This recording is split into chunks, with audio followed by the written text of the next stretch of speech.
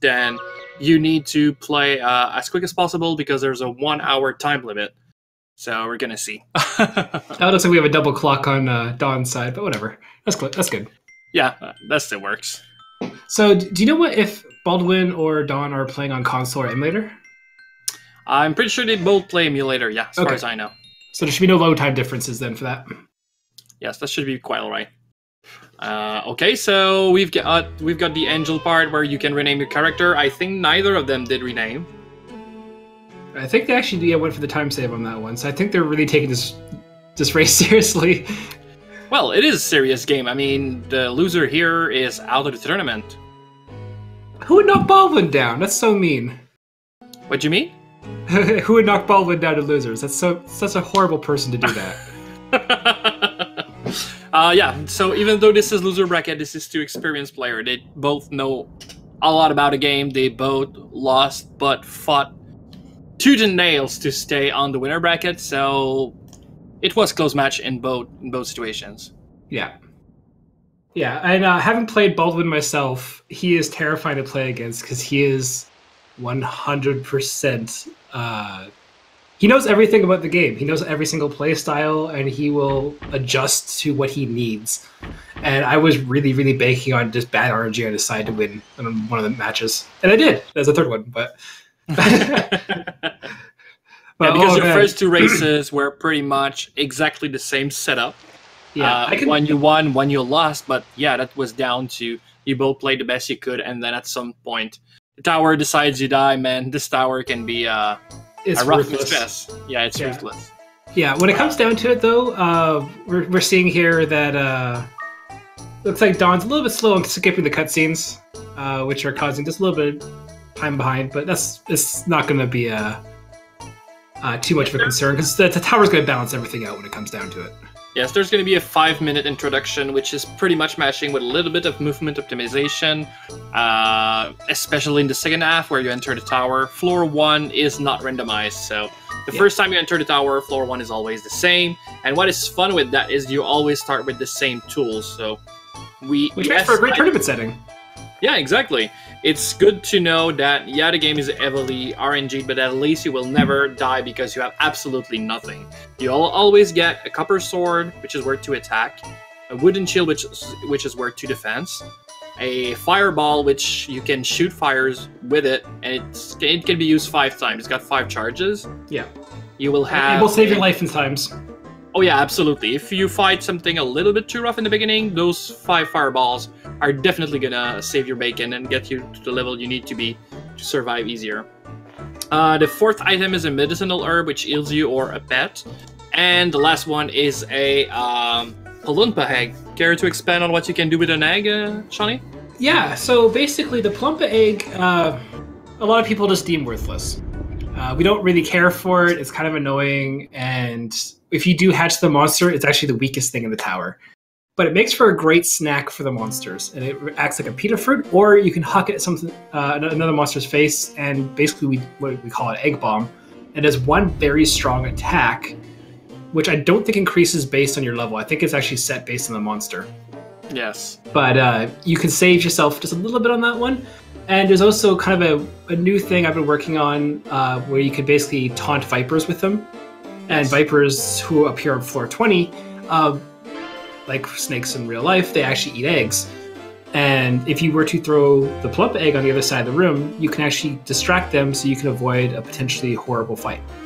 So there's a lot of neat things you can do with the egg. Plus, if you have to hatch it in the tower, unlike normal casual playthroughs, people would never think about hatching eggs in the tower because you want to make sure you take everything back home, you can raise them, and they stay your pets. But if you hatch something in the tower, once you leave the tower, it's gone. But with the tournament setting, we don't care because this is a one-time in the tower run. If you were to leave, you're done. Yeah. So, yeah, other than that, I think it's all pretty standard. Looks like... and we already see from Donnchadh is gonna go full offense, 100% physical. He changed CUNY to AI 4 and put it on his side instead of behind him. So a definite aggressive start for Donnchadh. Yeah, and just a lot of different playstyles. A lot of people you'll see on both sides. He's actually using mixture magic. Mixture magic is great. It's powerful. But the thing is, it takes up you and your monster's turn. While the offensive side is you do, I think, a little bit more damage if you have a type advantage. Oh, he's going left. I've never seen that one before. You do a little bit more damage, but you have to really pace yourself well and exploit the AI setting for your familiar to actually capitalize on it. So we'll definitely see two different, very, very different playstyles. And he gets Steel Shield off the start. Wow, that's a great start. Definitely. Not Steel cursed Shield too. is a lot of defense, yeah. So your Wooden Shield starts with 2 defense. I think Ko starts with 5. So you're a total of 7 with the shield. This Steel Shield is worth 6. It's worth more than Ko's base defense. So it's a great find. And the best shield in the game you can find in this tournament setting is a Diamond Shield. And definitely it's worth only 1 extra defense, but it also can't rust. Yeah. Other than that, Steel Shield, definitely really good. Yeah, there you go. You can see Baldwin. I think he's kind of taking up a little bit of my playstyle, doing the AI manipulation mixture magic. Oh, yeah. So he definitely probably learned from our match. And he probably went, this is actually kind of neat. Because you can save a couple hits on yourself, especially with flames. Oh, Bump Trap actually was effective. I rarely see that. And the Steel Shield's already rusted. Yes. So 2 red cents, man. You really want to find a good sword here. Like, honestly, he should have used them. Like, he should have used them ASAP because he doesn't have a wand yet. So why not power up the copper sword? It would bring it back to +1. That'd be great. Yeah. So oh, didn't he definitely check should have the ball? Why didn't he check the ball? I think he probably already had. Yeah. I don't know. I don't see a situation where you don't check a ball. Yeah. The only magic balls you don't pick up really are weak and water. And arguably recovery based on your playstyle. So, repel. Yeah, repel is the same thing. Yeah. Basically, so, you want fire spells. That's the main thing you want from this. Yes, exactly. And or status effects. And wind crystals are useless, unlike the Game Boy Color game, which I learned about yesterday. Yeah. Not the game, but if you throw a wind crystal in the Game Boy Color game, it oleams monsters. I did not realize that, so that explains why so many people are asking, why have you throw wind crystals at people? So we'll answer that right now. That a few months ago, especially, like, somebody asked me about that exactly. Why don't you throw wind crystal? I'm like, why would I? Yeah, to remove the big need for the commentators. Super secret strats. But anyway. But yes, just to elaborate a little bit while we're watching the players kind of explore the early floors, there's not going to be too much. They're going to try to find everything they possibly can. About us, Sand Knight is very, very experienced at this game, and if you have any questions, he'll be easily able to answer them. Likewise with me, both of us love running this game, and this has actually become a weird obsession as of late for just how many people have been playing it, and it's great. I love seeing this game being revived right now. Yeah, this is the new big thing right now. Playing this game is definitely a good thing to relax and then B not relax so much. But yeah, I really enjoy this game up until Screw Mutant runs over, but that happens. Yeah, but hey, you can get to floor 40 in your first go. I somehow did it yesterday. You somewhat did it yesterday, yeah. And this is a great challenge. Oh, all right. It looks like Baldwin is trying to get that little bit of extra experience by hitting the attacks on the traps. Level 4 on 3rd floor. This is definitely a great start, especially considering Donnchadh is on floor 3. Yeah, it looks like Baldwin's probably going to stick to mixture magic, because like for me, I tend to only do the AI 1 strat 2 mixture magic. Yes. So level 5 now on 4, so he's definitely overpowered. Yes. That will change drastically because you're not going to be able to.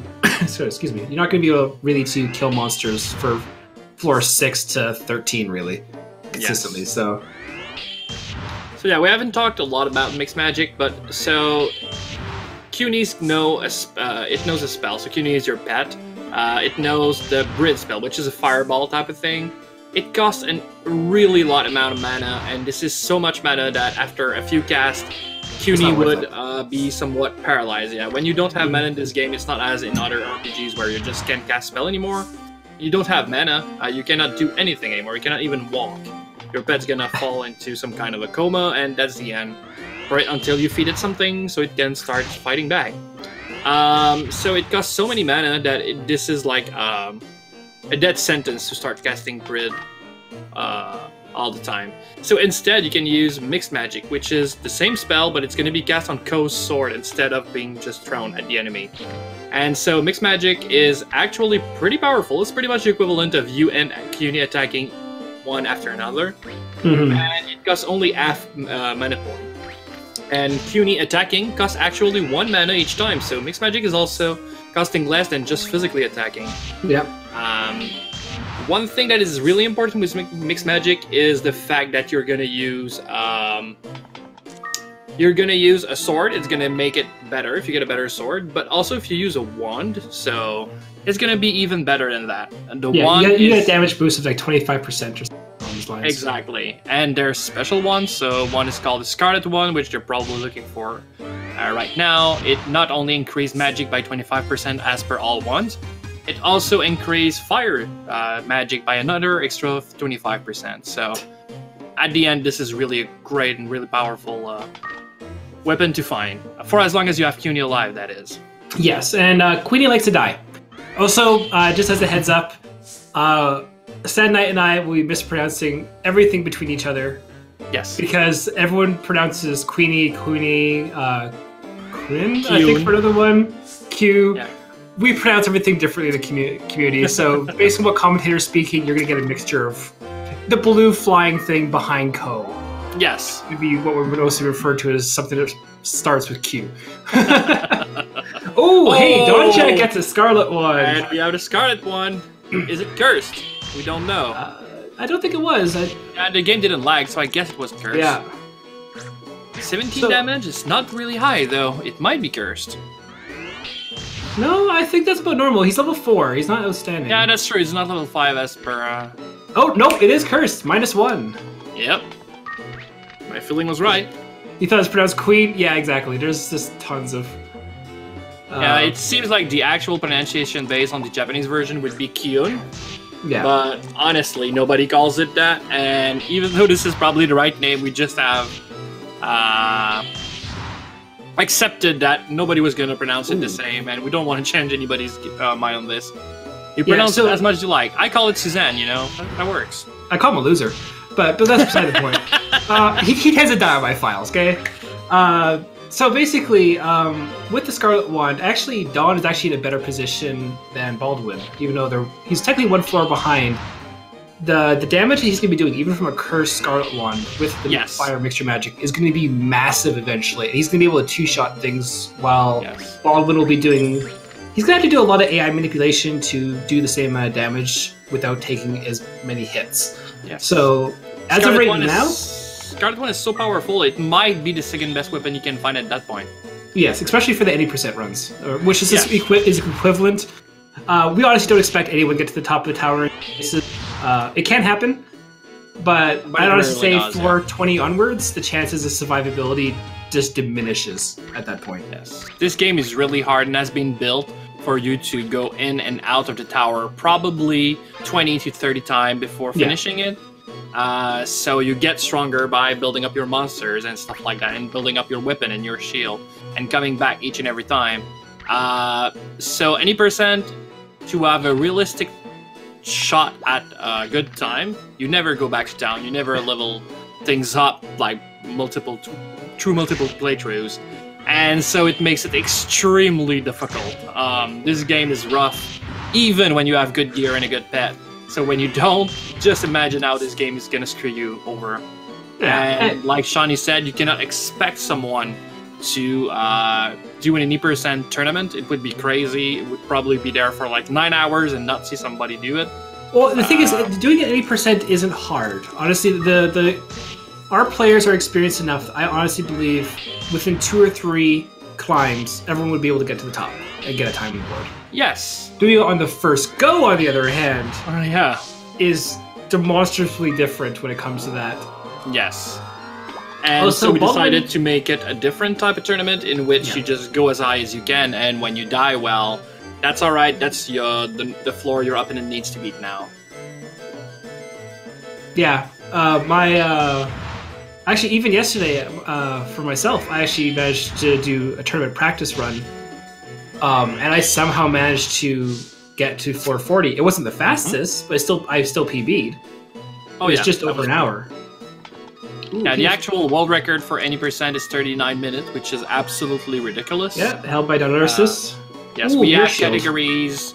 We've had categories that included you could start the game with any item of your choosing, and for quite a long time, this category, even though you had the 5 items you wanted, your dream start, for a long time, the New Game Plus category was slower than any percent. To just give you an idea how good that time is. Yeah, and honestly, like, looking at this, we should explain now. You can see there's a difference. Now, all of a sudden, there's green grass everywhere. What's going on? Basically, the tower is broken up into little segments, and you definitely notice them when you play the game a lot. The one that Donnchadh is on is basically up to floor 5. You'll see a lot of mixture between fire, wind, and water genus monsters, which are the 3 types of the game. And obviously, he has a fire monster. He doesn't want to be fighting the water. Where Baldwin is he is currently on floor 6. You find balloons, and they're quite, popular. But eventually, you start finding blooms and Minovas in high quantity. Yes. And we basically call this the water floors. And if you were to change Queenie to wind at this point, you'd have a great time. But then immediately after this, you will be going to the fire floors. So you'd have to change Queenie to water. And then eventually after that, you go into the wind floors, and you have to change it back to fire. So unless you have the resources to do that, it's definitely scary. The tower is never consistent, and you're always going to be weak at one point or another. Yes, exactly. And on top of that, you could change Cuny to water genus or wind genus in that specific segment, you would still just... the spell Cuny uses is called Bread, and it levels up each and every time Cuny levels up. So when Cuny is level 7, the spell is level 7, and it gets stronger. Yeah. The bad part about that is if Cuny changes elements, if he is water or wind, the spell is going to stop leveling up. It's going to change element to follow Cuny, so that's a good thing. So your spell would become water if Cuny would become a water monster. But then when Cuny would go up to level 8, then the spell would stay on level 7. And even if you could have all the seeds you needed, at some point mixed magic might just not be the thing to save your ass.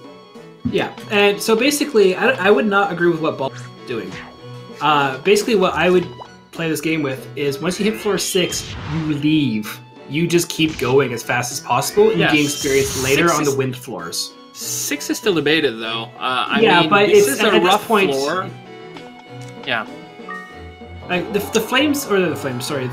balloons give you okay experience. Yes, okay. But this game does reward you for killing tougher monsters than your level. So if you were to skip until floor 16, when pickets start showing up, you get a lot more experience. I agree. I generally tend to farm on 10, even though the monster it's hard. Dreamings are a good experience too.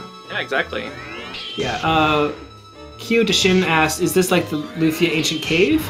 It is a little bit of a twist, different combat, but it's the same kind of concept. Procedurally generated, dungeon treasures are all randomized, and you get a pet who tends to fail.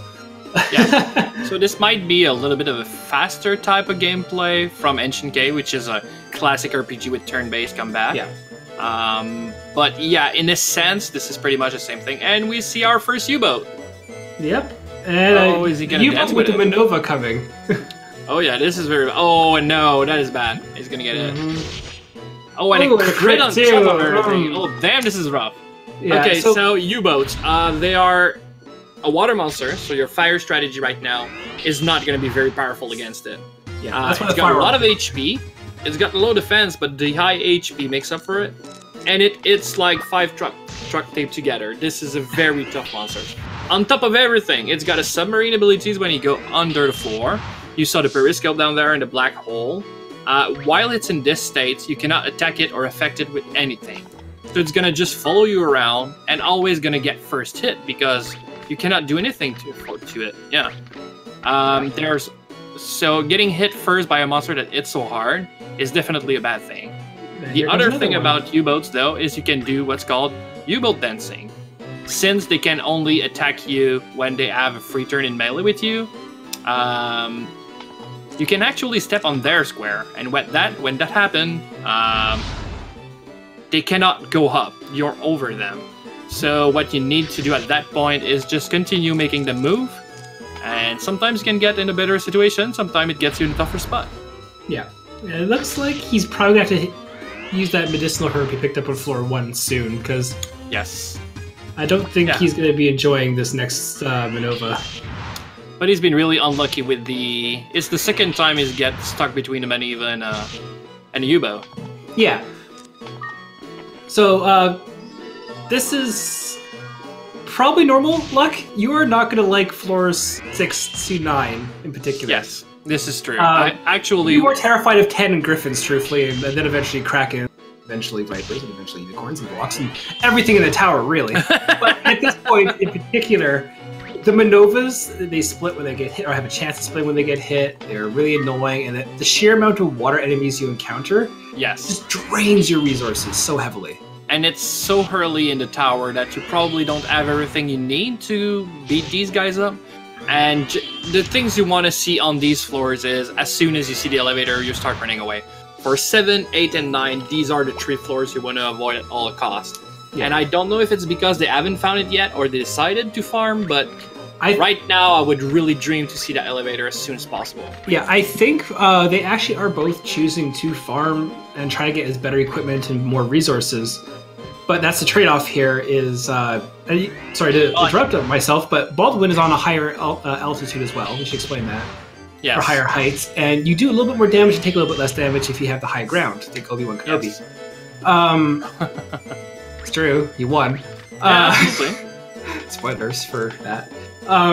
But basically, when you're beneath the monster by one thing, it's the reverse. They do a lot more damage to you. So you got to make sure you're cautious to where you are. And this is something that a lot of other Mystery Dungeon games don't have.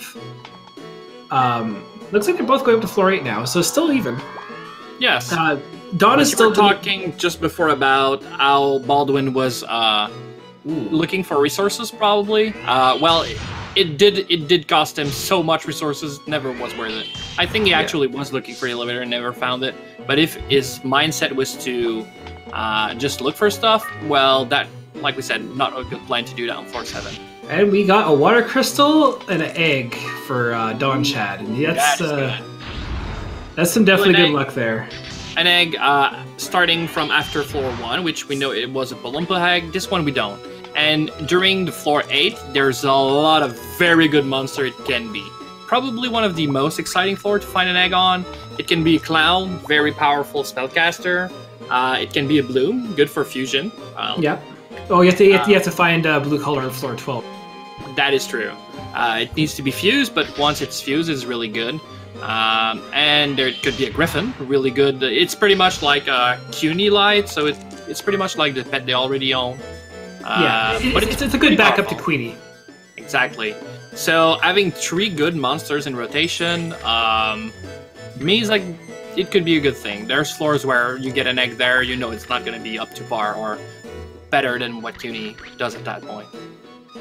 So you can see Baldwin taking it a little bit cautiously. He did walk by the elevator, so he probably is doing the whole resource grinding. Yes, but I think it's going to back down, Oh, not even. Oh, you want to fight, okay.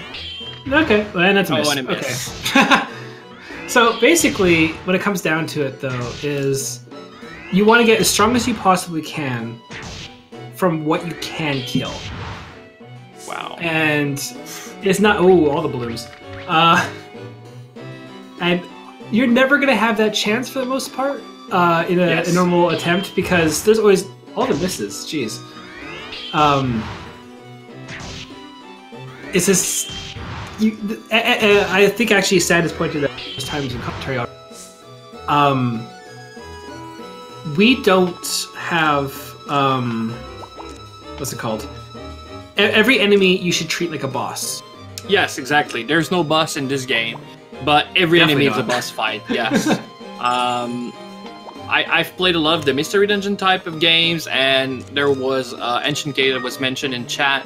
Well, every encounter in this game is pretty much gold dragons. Pretty much, yeah. So at some point you're gonna use, but items are also very powerful. Everything that is expendable, so the magic balls and the tuna fruits and your ulim fruits are extremely powerful items that are gonna get you out of trouble. But like I said, they're expendable. They have charges or they're one-time use. So each and every time you encounter one of these quotation mark boss fight, then it's gonna drain your resources, and maybe it's gonna let you explore and find new resources, but most of the time it's gonna cost more than and he decided to go for stream 1 and it was cursed. I think he has a decurse scroll though. I think he does. So I did actually do a little bit of damage testing yesterday. Okay. The stream 1 actually isn't worse overall. It's still stronger than any other sword. Okay. But it does hit fire monsters for that little bit of extra attack. So with the fire and water advantage, it does actually increase the damage by enough. So it's worth it. That's good. But probably not when it's cursed though. No. And actually, they currently both have cursed ones, actually. Right? Yes, that is true. So there is it even Stevens, this is the phrase. But like Electric Light said in chat, actually we were talking about that today, and it might be nice if at some point we decide to branch out and play a little bit of the Game Boy version to do Rock Me to the Bottom tournament. It'd be nice. How far can people go down there? Yeah. Yeah. Well, the thing is, so we should also explain the actual storyline of the game. Yes, the lore. Not just climbing a tower for no reason, even though that's clearly what we're doing. Basically, what it comes down to is, it's your 15th birthday, and you are allowed to go into the tower. You are now officially an adult in the city of Monstabia, or whatever you pronounce it as. It's Monsbaya. It's actually slang for monster buyer. Oh, okay. Yeah. So basically, you're able to legally enter the tower. The tower will let you in. Actually, there's a magic spell to dispel you, so you couldn't. And after your father died when you were younger, you were slowly watching your funds go away. Oh, hey, we got a monster den! Well, that's not a real monster den. Do you want to talk about a real monster den? Oh, wait, there's a sleeping cloud too, so... Yes. Oh, I love the music. The music is so good. Oh, and a holy bell, so that's... It's a problem enough to do the holy bell. That's good. Alright, so at least it costed him 1 resources, but yeah. Well, hopefully he can pick up a holy bell, actually, from the ground there, too. But he's going to use this opportunity to get a little bit of... Hey, why is... Oh, the flame has a random item. He's not on level 1? No, it's on the level of the other one. It's just have the hammer. Yeah, they are always spawned with hammer. So basically, for the story is you have to get to the top floor, earn money, stays gain on that respect. floor when I hear the music more. Oh, that's alright. I know. Sorry, Baldwin. But basically, you want to, like... Exactly. Ko wants to become a Pokemon master. Exactly. Yes. And you want us to be the best, like no one ever was, especially his dad, who ended up dying. Yes, so he wasn't the best. No, he wasn't the best. And, but from the speedrun point of view, we wake up and we just book it to the tower, we try to get to the very top, and then we just stop. And you'll have like $1,700 by the end of it. Yes. It's not very profitable in one go. So in the story, your father was actually a really powerful monster trainer, and he did go one day into and Baldwin. Oh, Baldwin! This sleep is never ending. Oh wow! The sleep is never ending. Oh, if that would have put him back to sleep, that would have been so harsh. Damn. He's got to use the oblique. Yeah. Yes, absolutely. So, so sleep traps, or not sleep traps, but dreamins are harmless, except when they put you to sleep and your monster to sleep. And you're in a room with another monster, yes. Yeah, it's like, there's, sleep is very inconsistent. You can be asleep for, like 1 turn, or you can be asleep for, honestly, 10, 12 turns. Yes. And just because you're hit doesn't mean you'll wake up. Exactly. It doesn't even increase your chance of waking up, it's just a random chance. Oh, Baldwin had the weird glitch thing happen to him, too. What was he tried to throw Queenie to the Griffin, but since he was one thing below, the elevator actually has a little height on it that you normally don't see, and it pushed Queenie outside the room, making it kind of pointless. Oh yeah, that is sad. Somebody talked about the music in this game, and this is true. This is definitely one of the very It gets good. stuck in your head very easily. Oh yes, and the reason why that is, if any of you have studied music and know what a leitmotif is, leitmotif is generally a section of music that repeats in other songs, and you build like a soundtrack around it. This game is the ultimate definition of what a leitmotif is. Every song in this game uses this leitmotif. You're gonna hear every song is gonna be based on the same bass, but it's gonna differ in theme and speed and everything. And definitely, I enjoy this very much. Leitmotif, boy, that's what you said. Yeah. So basically, we can see here that it's getting a little bit more challenging. There's a Kraken in the room with Dawn, and he's not even gonna go in there. He's done. Okay, we should talk about Krakens then. Yes. Krakens are horrible. They have high defense, high HP, high attack, and when you hit them, you get hit with recoil, so they electrify you for a percentage of damage you do to them. So I don't know what to tell you. They don't have a weakness. Oh, also they're water, and they get an extra bonus to attacking CUNY, and you hit less to them when you use mixed magic that is fire elemental. Or a Scarlet Wand. Yeah. Exactly. It's as if somebody created all those monsters and said, you know what? Let's make a wall in the tower and give it all the stats, and then we'll share every other stat with every other monster. But just give everything to this one. You have to heal Queenie or move it, because that's not going to kill. Oh, it did kill. Okay. It did kill, though. But it's not the first time I see Donnchadh playing risky with CUNY's life, so... Yeah. The thing is, I make fun of Queenie. You need him. Ko is the weakest thing in existence in this tower. Except Palumpa. I've seen a player get killed by a Palumpa before. So that is true. Yeah. But okay, so it looks like, honestly, I think Dawn is contemplating wanting the blue collar, but I think he's gonna have to skip it. Yes. So there's just too many things attacking him. There's 2 Griffins coming. He's just gonna have straight up. And what is worse than floor 12? Well, floor 13. Yeah, because you get new elves coming, and they waste your time. Yes, and not only that, but the ratio of Kraken is higher. Oh, and a paralyzed trap. This might be the end if Queenie... Well, paralysis can end up way quicker in sleep, but it can also hold. No, the problem is Queenie's not strong enough to deal. There it goes. So even if you survive, losing CUNY here is trouble. Oh, and it doesn't stop. It never stops. And it's there we go. Okay, he's fine. He's fine. Well, fine. Well, fine. Yeah. Oh, that is risky. Egg. Oh, that is risky. Okay, he's got it. Yeah, the Plumpas actually can miss. Some of the runners don't know that. It's a very low chance. It's probably 1 in 20, but he does miss every now and then with the egg bomb. Great. Yes. And also, when you egg bomb, a thing to note. Well, if you don't know what the monster is, that is a thing. But if you do know, and you know the monster has an ability or a spell, it might use that instead of attacking. So, egg bombing is good, except when it's not. Yeah. So the problem is you can see the players waiting on the elevator before going up, and they're using that to. Oh, we got a U-boat egg. Okay. You can see. You can see them waiting on that. They're trying to gain their HP back as much as they possibly can. Yes. But so here's the problem though: is normally if Queenie dies, you need to find a good sword. Yes. He's stuck with a cursed wand right now. Oh, but he has a Decure Scroll. I'm pretty sure I saw that in his. And a Chaos Trap. And a Griffin. Hi, Griffin. And a Griffin. No, he has a Holy Scroll. One thing we've seen. Oh, yeah, that is true. So one thing we've seen though from many runners in this tournament, losing CUNY is a bad thing. Of course, you're less powerful now and everything, but actually it makes you play riskier. And we've seen a lot of people having success and actually build a lead by not having CUNY, because if you see an elevator, you're out. You're not gonna try and grind, you're not gonna try and anything, you're just gonna book it. And sometimes it comes in handy. Alright. Also, I am keeping track, and if, let's say, Baldwin were to die on this floor, that means Dawn would win because he got to floor 13 first. Yes. So he would not actually, even if they were to both die at the exact same time, just because Dawn did get up here first, he technically would get the first point.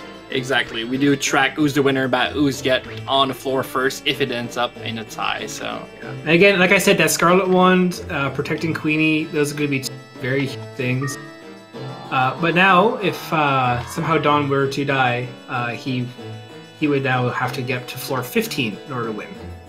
Yes. And there's 2 new elves and a kraken. Oh, at least the kraken is sleeping, but those 2 new elves, they're not gonna let you run away. No. And you really want to see an elevator as close as possible, as quickly as possible.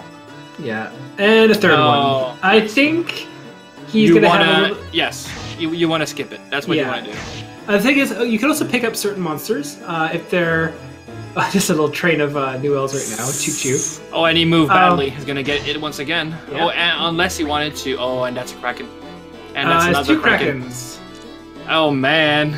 Use it. Yeah, he should try to use the Mahel Seed and push himself away from them and around the sleeping kraken because the troll's coming and that's okay. Now he's okay. This is the worst possible position a player can be in.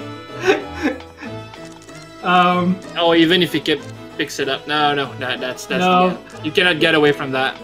No. Yeah, the troll itself would be able to kill him. And that is a rip. Oh, that's a rip. Yeah, so Baldwin is going to have... Or sorry, not Baldwin. Don is going to have to get to floor 15. Yes. I will message him right now saying floor 15 to win. But yeah, so... Okay, yeah. He already posted that in the Discord. So he just has to get up a little bit higher and he'll... this tournament. And honestly, a 36-minute match getting up to floor 14, floor 15... is really good. Yes, absolutely is. Because this game, this is what makes the tournament so interesting. This game expects you to die on your first go into the tower. The whole reason they give you the basic stuff, whatever, on the first floor is because, oh, cool, you can experiment with things, see how things work, and you die, you lost nothing really. Yes. So, when it comes down to it, he's getting up to basically over a quarter of the tower on the first go, no matter what, is amazing. Yes. So the first wall of the tower, like by design, the game has been made so that you would go back to town probably around about floor 7 or 8. Yeah, and like Cardinal Madness says, is the gold sword doesn't rust. That's true. There's also the trained wand, which powers up mixture magic and can actually be powered up and not rust as well. Yes. So it's the only wand that can do that. Yes, it's exactly a gold sword plus a 25 magic increase with mixer magic. Yeah, it looks like... Yeah, it looks like Don is trying to get a little bit of extra HP, right? Or not HP, a little bit extra experience to push up. Well, he's got 23 minutes to make it 2 floors, so you don't want to jump... Yeah. You don't know what's gonna wait on the other side of that elevator. You could be in a really bad room, so... Yeah, so you can constantly see him change the AI 1. When you're AI 1, your monster will stay exactly where you tell him to, and he will attack whatever comes into range. So by doing that, he's able to not take damage from the Griffin as it approaches him. And he's going to exploit that, and honestly, since he has a Scarlet Wand, he's able to do that. If he had a Gulf or a Stream Wand, he would not be able to. He'd have to do an extra hit on top of it. Oh, and he's seen the elevator if he checked the rotation. People are talking about Mirror Shield in chat, and I agree. Casually, this shield is Marvel. Yeah, honestly, I prefer Mirror because I've been killed too many times by dragons and stuff like that. Yes, but... Actually, he used the item, so I think he actually may have not realized where the... But realistically, you're never going to want to get a Mirror Shield unless you really don't find anything better in this tournament settings. It only gives 3 defense, and that's not enough. You really want to see a Steel Shield or a Diamond Shield. You're going to use a mirror just in case. Well, if you have a mirror on the very high floors where the shield doesn't matter anymore, you want to see a mirror shield. Yeah, because eventually things are doing 70 damage to you. It's not going to matter. And we got a point there. Yes, and we have point 1. Congratulations to Donnchadh, my friend. You did very well. Yes. So that is the end of the first round. First match, not first round. Yes. So we'll reset and we'll go again. Ask if they're ready. All right. 1 player's resetted.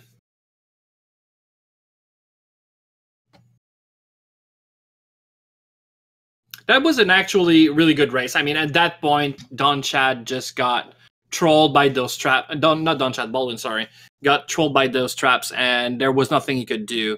After he lost CUNY to the second trap, he did play the best he could, and maybe there was a few weird moves here and there, but he was losing so many resources just to move one floor. He stretched as much as he could, and that was a nice play. And so Donnchadh did, again, just played slowly, because you might have heard us talk about that. In this tournament setting, because the game is not seeded, the tower is not seeded, so they don't play the exact same tower, we actually allow runners to check their opponent's streams, just to see on what floor they are. They might learn a thing or two, like the situation they're in and on what floor count they are, but we are actually okay with it. The decision you're going to make, depending on the information you get on the other people's stream, we think is not going to be game-breaking. It might make you play faster because you're behind, or it may make you play slower because you're in front. But these decisions might come and bite you in the end. So knowing and not knowing has got advantages and disadvantages. We think all it all just makes it in the end that it's okay. And we're gonna have a match 2 here. Good luck to both runners, and I wish you a good tower. I want to see a round 3. I know Baldwin can. When I was versing him, he go up to like floor 29. I know he's. Oh, he's a terrifying opponent. He truly is, and clearly shows Don knows his stuff as well. Yes, like before the trap decided the fate of Baldwin, neither of this player had shown any weakness. Yeah, so they weren't showing like any slowing down. Their inventory was building up and not dropping down. Good, and we have you get to continue. Well, that's on him. Not knowing weaknesses. Well done, Sean, my friend. You're showing it. Nice. He has 2 memory card slots in there, so you know. All right. So we're gonna get into match 2. Players have the chance to rename, and they decide not to. Yep. And they're gonna go for the actual final battle, maybe, because Donnchadh's got point match here. Yeah. Okay, so we have about 6 minutes to kill before they get to floor 2. Does anyone have questions? Yeah, this is the perfect time to answer questions for everyone. A lot of new names in chat, so maybe some people don't know. They all seem to know about the game, but maybe about tournament settings or stuff like this. All right. Before then, maybe we can talk a little bit about. Oh, what does luck actually do? Okay, there's something called a Tovar seed, and yes, Junkyard Dave, who helped pioneer the bookless run that I did a long time ago, he did some experimenting, and it really doesn't do anything. It does increase certain chances, and it resets when you enter the tower, which we previously thought wasn't the case. When it's time to be alive, so basically, it doesn't really do much, but it'll make your opponent lose if they have worse. So you kind of want good luck, and they want to have bad luck. But actually, you didn't any crit chance at all.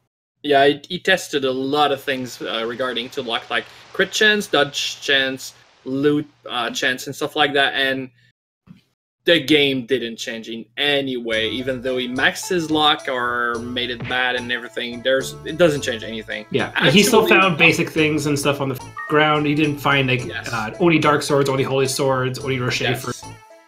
He actually tried it on Ko, like increasing your own luck, and it's not even tracked.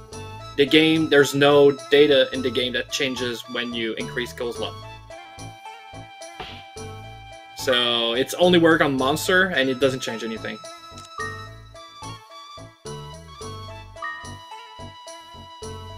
Which is sad. It could have been a nice thing. Actually, you don't see those Tovar lucks all the time anyway, but yeah. And okay, and the other thing as well is we have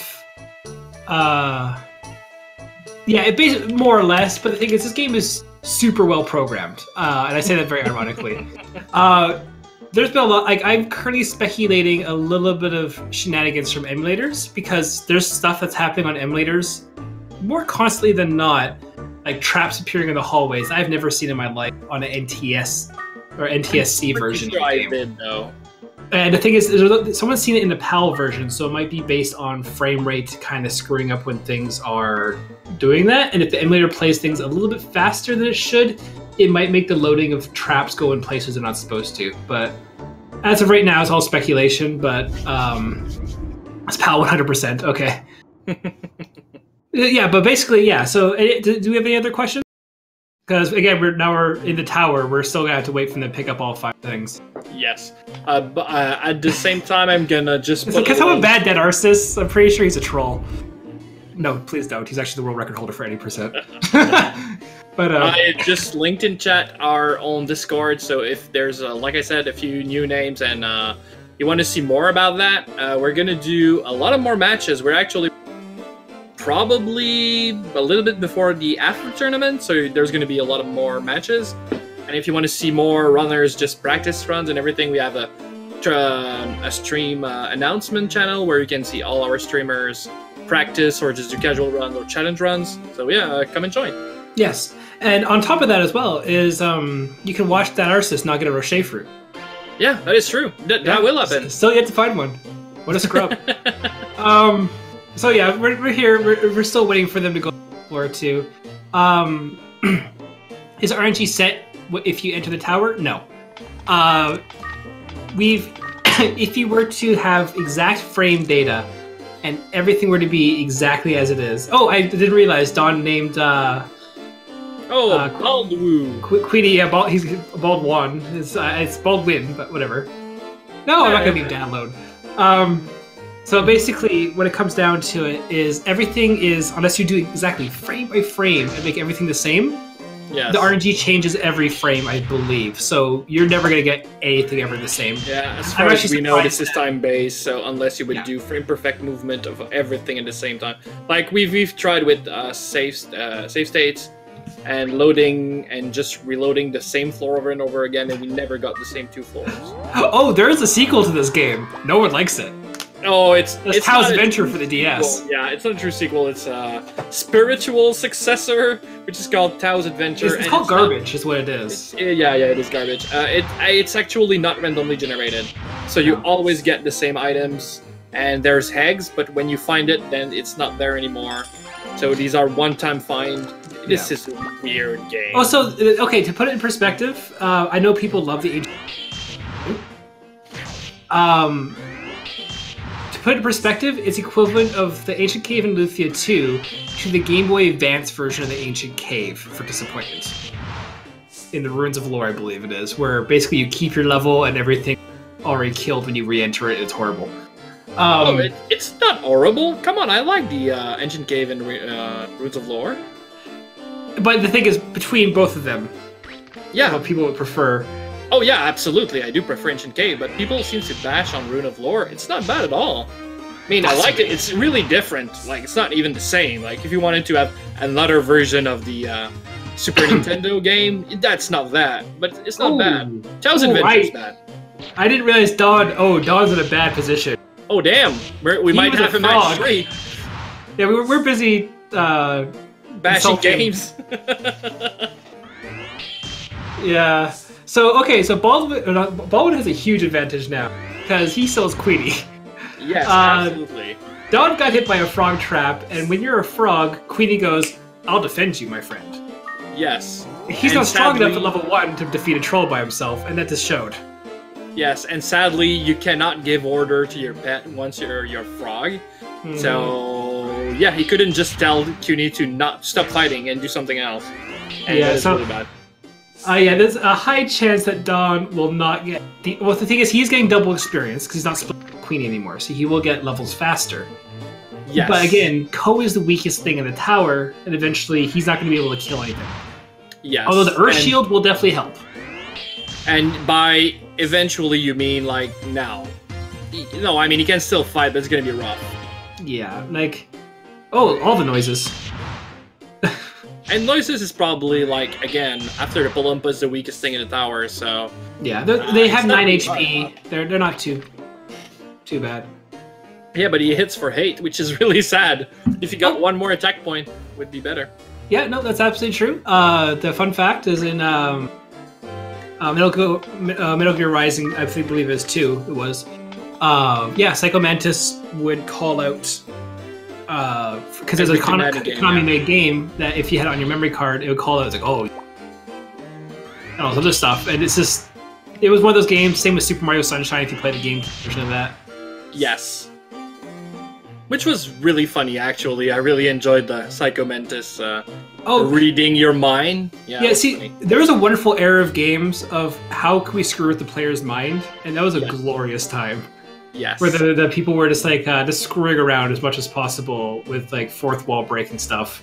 Yeah, Donnchadh did that. When you hack the game too much, at some point it would make it so you're blind, but then it would make the animation of a TV screen closing down. Yeah. And so you would just like, what the heck, and go up and try to open your television again, but it's actually really open, and then you closed it, and then that was sad. Yeah, there's also obviously what's the game? Oh, I can't remember. It's one where like it blue screens Eternal Darkness. Yeah, thank you. Eternal Darkness. Yeah, it, instead of saving, it will say deleting data. Like it is horrible. I love that era of games. I never played too many of them, but I love watching people play them. Yes. Azure Dream doesn't mess with you other than messing with you a lot. And we're talking about traps here and actually very strong monster. This game is also really brutal in its own way, but it's not... Well, it is psychological warfare in a way, I guess. Yeah.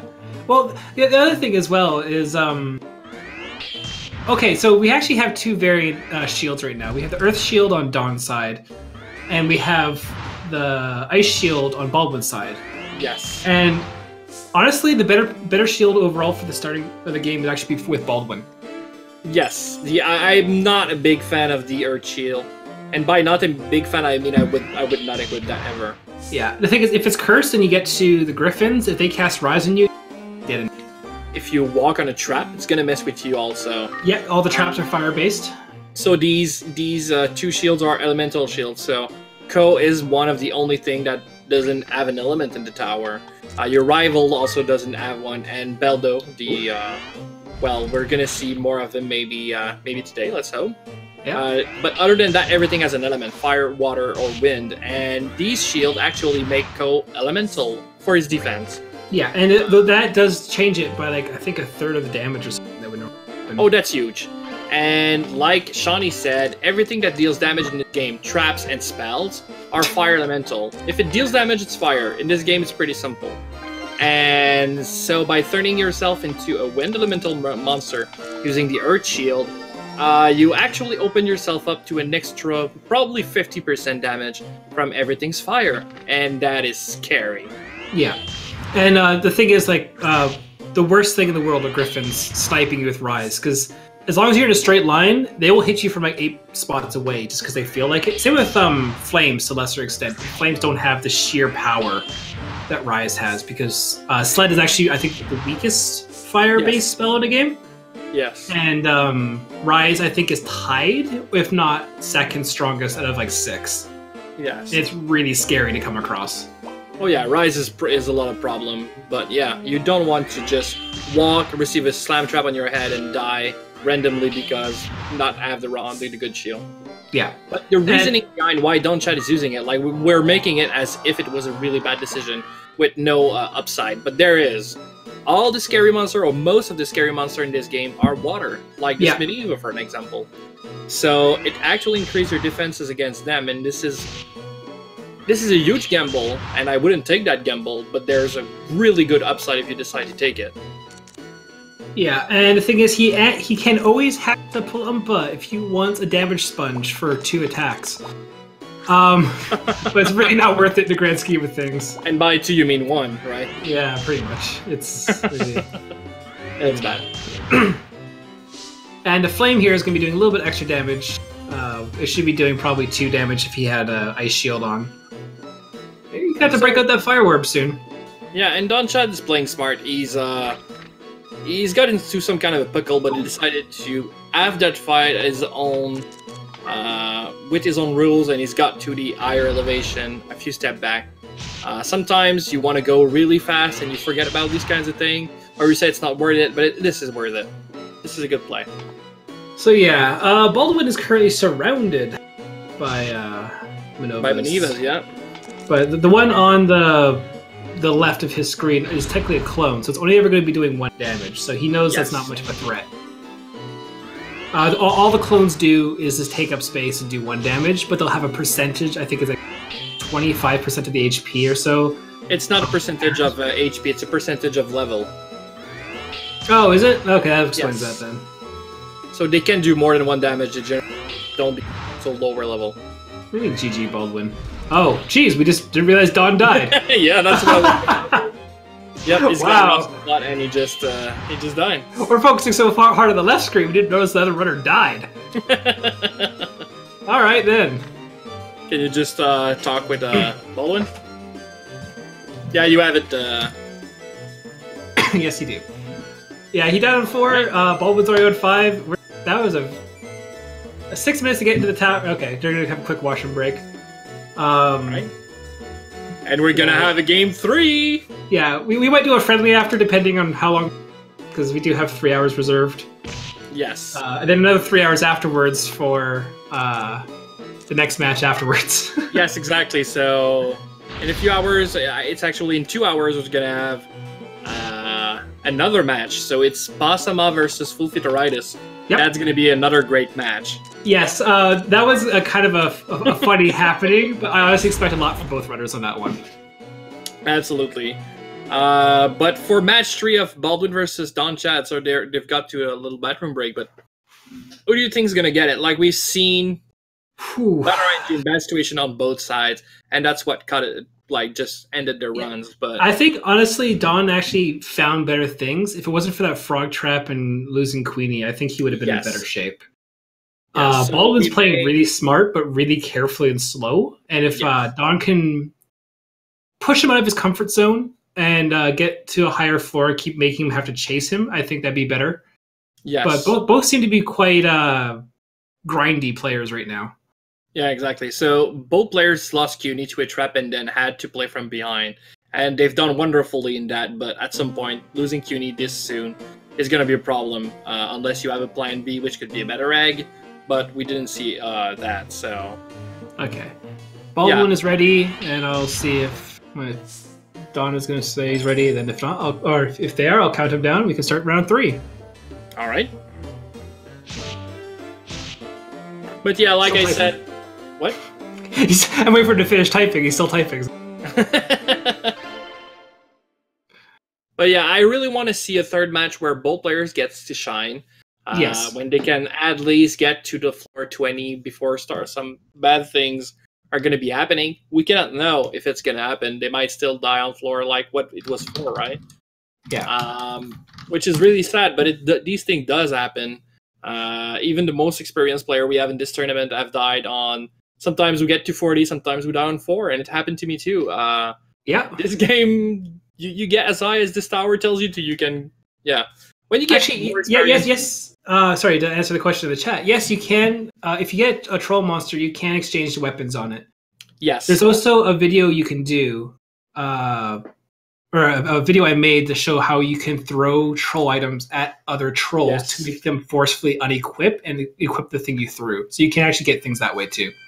Yeah, if you find troll armor, you could... Bowgun. Yeah, you could throw it at a bowgun troll, and then it wouldn't be ranged. Give me a second, I'll count down. Oh yeah. So sadly, though, the troll weapons aren't as good as you might think they are. When they fight against you, they're really good. But when you have them, less so. The ranged troll with the bowgun will only attack at range distance if you ask it to do it manually each and every time. So it doesn't try to shoot monster. It's just going to fight them in melee anyway. Yeah. You can still do it manually, but that takes a lot of time. And the difference between hammer and sword, well, the sword is way more powerful because it ignores defense that come from a shield. So the problem is it rusts. Yeah, it does rust, but not only that, it's stronger against you, but it's not gonna hit stronger against monster because they do not wear shield. So the game makes a difference between defense that come from a shield and base defense, that is the stats you have, and enemies don't have a shield defense stats. So the sword doesn't hit harder than the hammer in this situation. Yeah, and there's a lot of stuff we still don't know. And also, again, ask questions. We have 6 minutes to kill people. we could introduce this. Actually, I guess since if people are new here, we can explain what the tournament is again. So this is the Rock Me to the Top tournament. Basically, the incentive the runners are doing is trying to get to a higher floor than their opponents, because the tower likes to kill them a lot, as we've seen. And so basically, they'll start off with the same 5 items, which is great, because if it was randomly, if everything was random from the very get-go, this would be a very unfair race. People just keep on setting until they got, like, a holy sword or the mirror shield or something. Yes. So the 5 items they'll have is a wood shield, a copper sword, a fireball, a palumpa egg, which you can use for a pita fruit, or an egg bomb, or even hatchet if you really want to, and you can use a fusion lighter. Yes. Or the other thing you can do is, and you get the medicinal herb. And those are the 5 items you start off with. And then you're supposed to die. Essentially, the game wants you to die on your first climb of the tower. Yes. We want to get to the top, and that's quite a big ask. So, because of that, we expect nobody to finish to 40th floor in a tournament setting, especially in an hour, because even my run I did yesterday was an hour and 48 or something for finishing time. So I was behind the hour time. But yeah, it's a good it's a good format. It allows everyone to shine, everyone playing styles. Yes, exactly. It keeps the match interesting and exciting. Going back to town and then retrying to climb the tower would be really long, and it would kill the hype each and every time. And I think trying to go as high as you can is definitely the way to keep match interesting and keep player involved. Like Dadarsis has said, to answer to Remny's question, it would probably be around the 2 to 4 hour mark depending on RNG. That seems pretty fair. If you could go back to town and then retry the tower as many times as it takes to get to floor 40 consistently, first it wouldn't be consistent at all. It would still be like 2 to 4 hours, pretty different. But yeah, it would just be a mess. And even though this is a category, in all reality, you will probably just need to do it in one run if you want to get a good time. Oh, actually, we never did explain. The runners here, when they're doing going first to 10, first to 20, first to 30, are different categories we have. Yes. So if they were to somehow book it, let's say if someone got to floor 10 in 3 minutes somehow, who does that, right? Exactly. Pre-spawn of good RNG, yeah. Like, if you had a really good time getting to floor 10, you can submit it to our leaderboard. We have 10, 20, and 30, and any percent, which is 40th floor, grabbing the ultimate egg. Yes. So, that's the thing. So all these runners can submit their times. Yeah, exactly. We accept multi-submitting, so you can do an any percent run, but if you die on 22, then you can still submit a run for first at 10th and first at 20th. Yep. So you actually at least feel as if you're improving and giving time to the leaderboard, and that is cool. There was an old chat post where somebody talked about how this game is deep. Well, it actually is more than we think it is, and each and every time we discover new things. Recently, we've discovered that there's a monster in this game which is called Griffin, and Griffin has a weird stats, and it is really weird when you look at it at first. There's a monster in this game called Picket, and Picket can steal your item and run away with it. If there's a Griffin on one of your side, when that Picket tries to steal your stuff, it can't work. And we had to go into mythological books to discover that actually Griffins were monsters that were supposed to guard treasures. And for as long as a Griffin would live, then nobody would take his treasure. And they programmed it into the game. And they programmed it into the game. And to me, this is crazy. This game is made with so much love, and what's not to like here? So basically to answer the question, if someone died 5 minutes, try again with the time allotted? No. Maybe in a future tournament, the rules that we decided on, is if you were to use a wind crystal, a lean fruit on a monster not Queenie that you own, or if you were to die, your run is over. It's the first attempt into the tower only. Yes, exactly. No, that is the Balrog. Picket is the one to steal stuff and holds onto things. Yes, exactly. So that's two different monsters. The Balrog is a weird-looking monster, and if you throw items at it, it's going to eat it up and spit out something new. And what's good about it is the fact that the item it throws back at you it doesn't check for rarity. It drops you any item. Yeah, so and there is no L in Balrog. That is absolutely true. Yes, but I will still say Bell wrong. Thank you. Okay, so we have Baldwin on floor 2. He is currently not a frog, so he's at advantage right. Yeah, but he played smart and got his level 2 without too much of a scratch. So the first thing you want to kill, if possible, is a troll. You can just use a straight up fireball on it, but you want to get your first level. The first level gives you so much HP. Yes. And you'll be disappointed after every single other level. Oh yeah, it's up never to a point ever where give you that much. Yeah, it's up to a point where you're gonna be having a hard time leveling up because monsters are getting stronger and you cannot fight as much and you need so much XP to level up. And when you finally get that level up, Ko's max HP is gonna increase by 1. Yeah, and it's actually really pathetic. I think actually his max, if you do get level 99, actually is. No, it doesn't get an interesting spell. If you fuse something into it, it gets de-heal. It's the same thing as Newell has. But they have such low MP, they can't really make good use of it. Yeah, you can still fuse it into another monster, the de-heal spell, which okay, but something crazy. Yeah, if you fuse a picket into something, it gives double speed to the recipient or the picket itself. That's their traits. Each monster has its own traits. Queen is actually unbrainwashable. Most of them, yeah. Plumpa has no traits. I think Cyclones are half magic, I believe. Yes, half magic cost, half MP cost. Yeah, so there's a lot of things that you can, like, if you're knowledgeable about the game, when you're hatching monsters and doing stuff at the tower, like, actually, speaking of Sand Knight, do you want to explain your favorite little ability of a Bloom, a Plumpa, and Queenie, and a Windseed? Yeah, actually, there's a few monsters that can learn or the wall, which is a water spell, or the it's not the rock, it's the repel one, the mirror. So the wall or the mirror, if a monster can learn this spell, you can fuse it into Cuny and then use a wind seed on it. And the spell, which is a water spell, will turn into wind spell because of the wind seed. And what it does is Deo Mirror is a very bad spell, and Deo Wall also is a very bad spell. But when used with mixed magic, it's gonna make a very low attack damage spell, but it's gonna 100% of the time paralyze the enemy. So you need a lot of item, but the result is really brilliant. Yeah. On Baldwin's side, we've seen an actual item we haven't seen yet in a lot of the matches. We've seen an acid rain ball. Care to explain a little bit?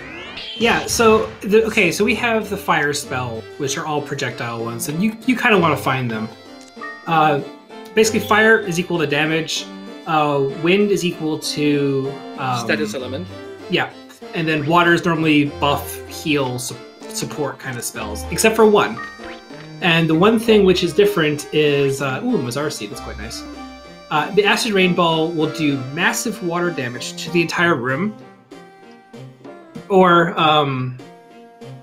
it will do, I think, the 8 spaces around you if you're in a hallway. It's the 8 squares around you, yes, exactly. Yeah. So it's all melee if you're in the hall. But in a room, it's going to one-shot everything up to really far in the tower, and then it will only not one-shot the wind monster because of elemental triangle. So it's going to destroy everything. But the bad part about these balls is that they have only one charge.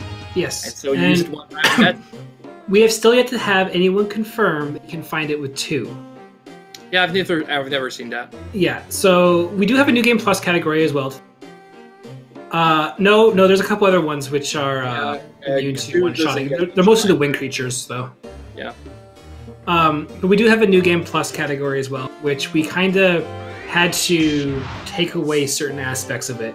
We don't want people with a plus 99 trained one and a level 99 monster going to the tower and just going straight to 40.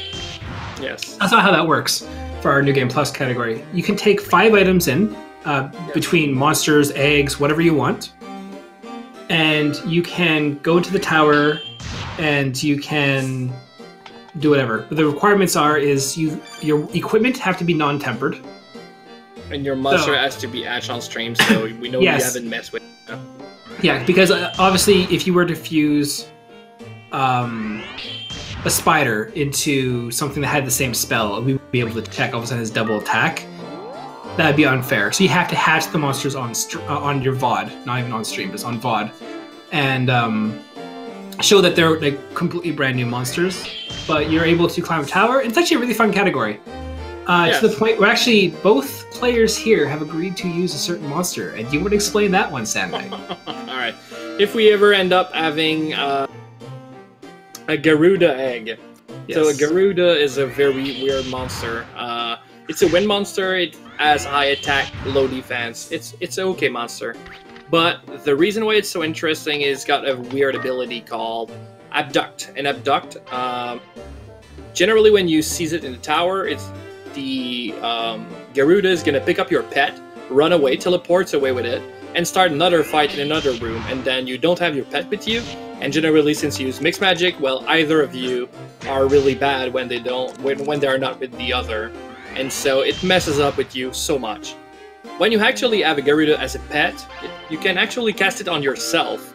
And when it does that, it's going to pick you up and you're both going to teleport somewhere random. But at the same spot, so you're not put apart from one another. And it actually serves as a really powerful get-out-of-jail-free card. And it was so powerful that to a point we were... Some players, let's say, have had a lively discussion not using it. Yeah. So it's 100% usable in tournament setting. You can do it as much as you like. But some people have made a special arrangement on the side that if they find one, they're not going to use it. And it's not true for this actual match. So if they find one... This is the first one where both players said allow. And yeah, the thing is, it's beyond insane to watch it in practice. And the thing is, again, if you manage to find particular RNG place, then yes, like we're not going to take away people's willingness to use it. But the thing is, we actually see how much it changes the gameplay. It's a completely different game all of a sudden. Yes, exactly. But it still can backfire, and you still it can.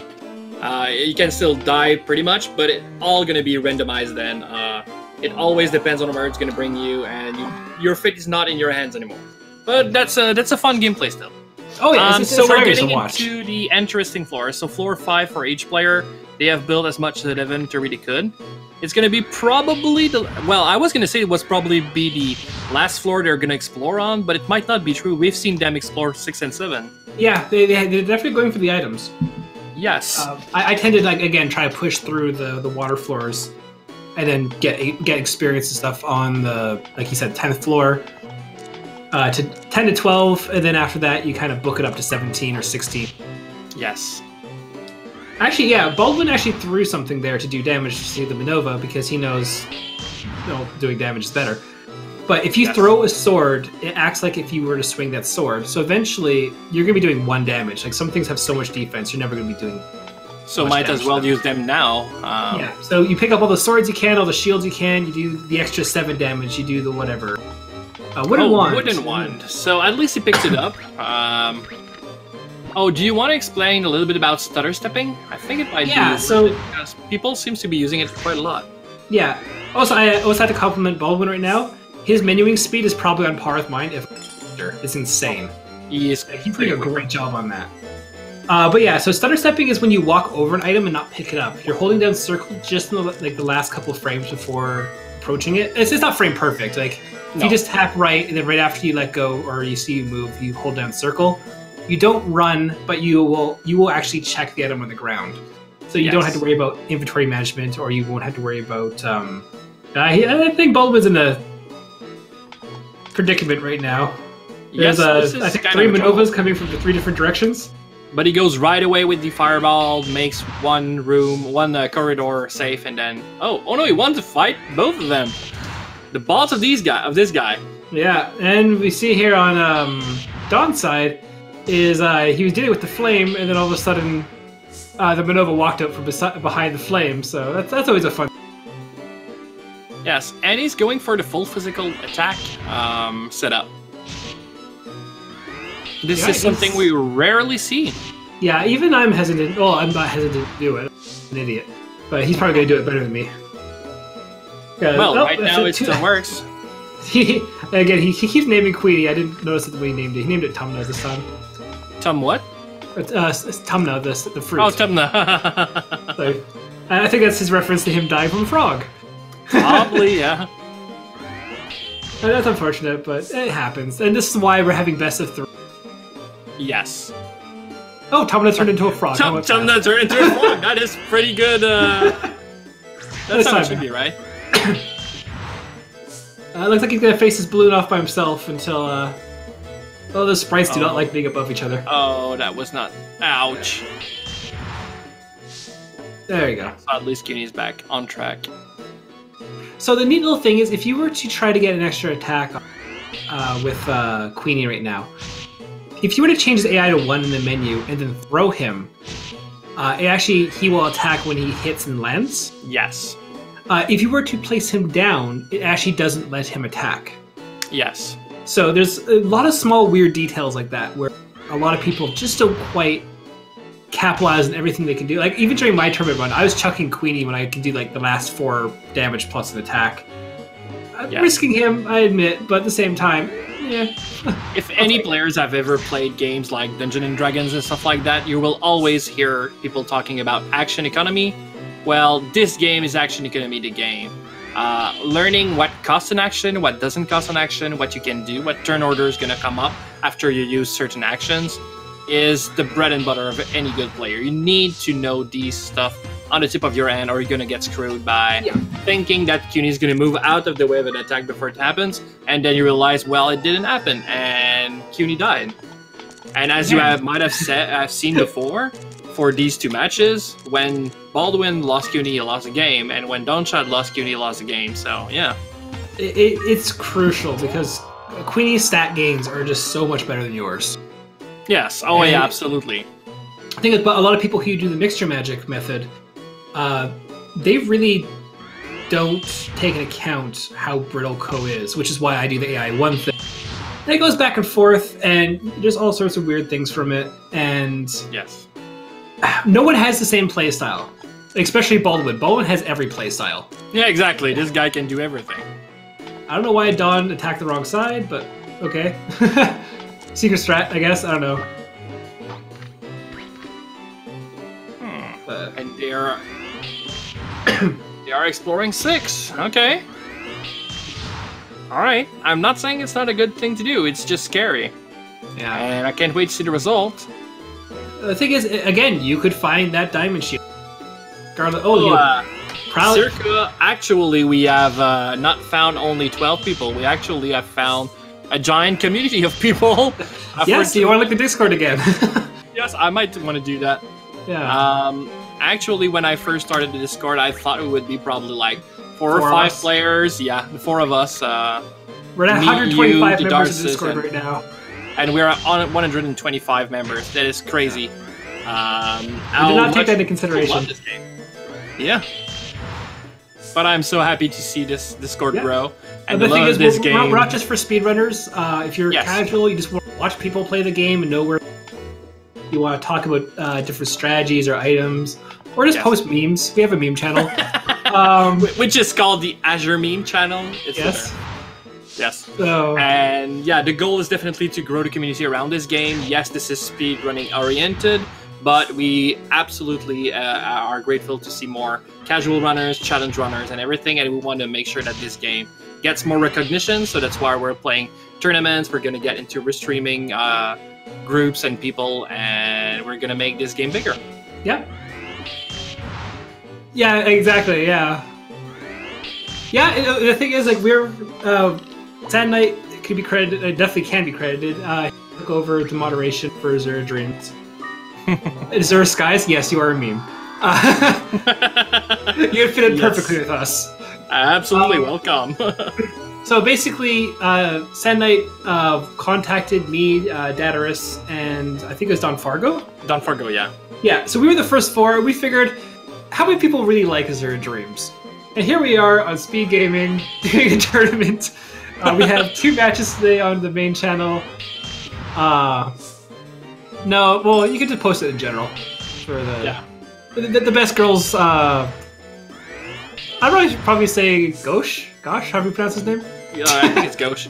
Best girl is definitely Water Crystal. That's my choice. Yes, oh, Water Crystal. Everyone loves Water Crystal. That's my answer now. Best girl, Water Crystal. Or, you know, floor 1 death. But either way, who does that? Floor 1 death. we poke fun at each other, but we're all really... Yes. So they both explored floor 7, and now it's floor 8. And now, well, floor 7... Oh, no, actually was on floor 6. Donnchadh is 1 floor behind. Yeah. But seriously, I don't know what Baldwin's gonna do here, but exploring floor 8 is a dead wish. Yeah, I would honestly turn Queenie in water. Like, if you have an extra light seed, take the spell level up loss, turn them to... By light seed, yeah, no, sorry, no, if you have a light seed and a sea seed, turn the water for these floors, do the mixture magic with that, do the neutral damage, come out on top, and you won't have to worry about him getting hit for 12, he'll get hit by for like 8 or 7 or something like that. And then you can turn back into fire when you get especially if you have the resources, definitely change the genus. It is the best thing you can do. Take the spell loss, because eventually you're not going to be killing things very easily. Like, I don't know anyone who's willingly going to walk up to a golem. Yes, and we're seeing the U-boats on Donnchadh's side. Luckily, Baldwin has been pretty lucky with his, Okay, yeah, and he's eating the elevator. He doesn't want to explore anymore, and I 100% agree with this decision. Yeah. But Donnchadh doesn't seem to find the elevator as quickly or as safely, let's call it that. I have still yet to really find the elevators in the rooms when I've done my tournament run. I am not lucky enough for that. Alright, so he's going to take the EXP. I think you still want to kill that clown too to get more EXP. Oh, but a lowdown's going to make everything moot. If it works. And it worked. Oh, that is bad. That is sad. If anyone gets that reference, I'm so happy. You paid attention to at least some of the bookless runs. But anyway. Oh, and he's exploring! Why? Oh my god! This guy is, oh man. He's got balls, let's call him that.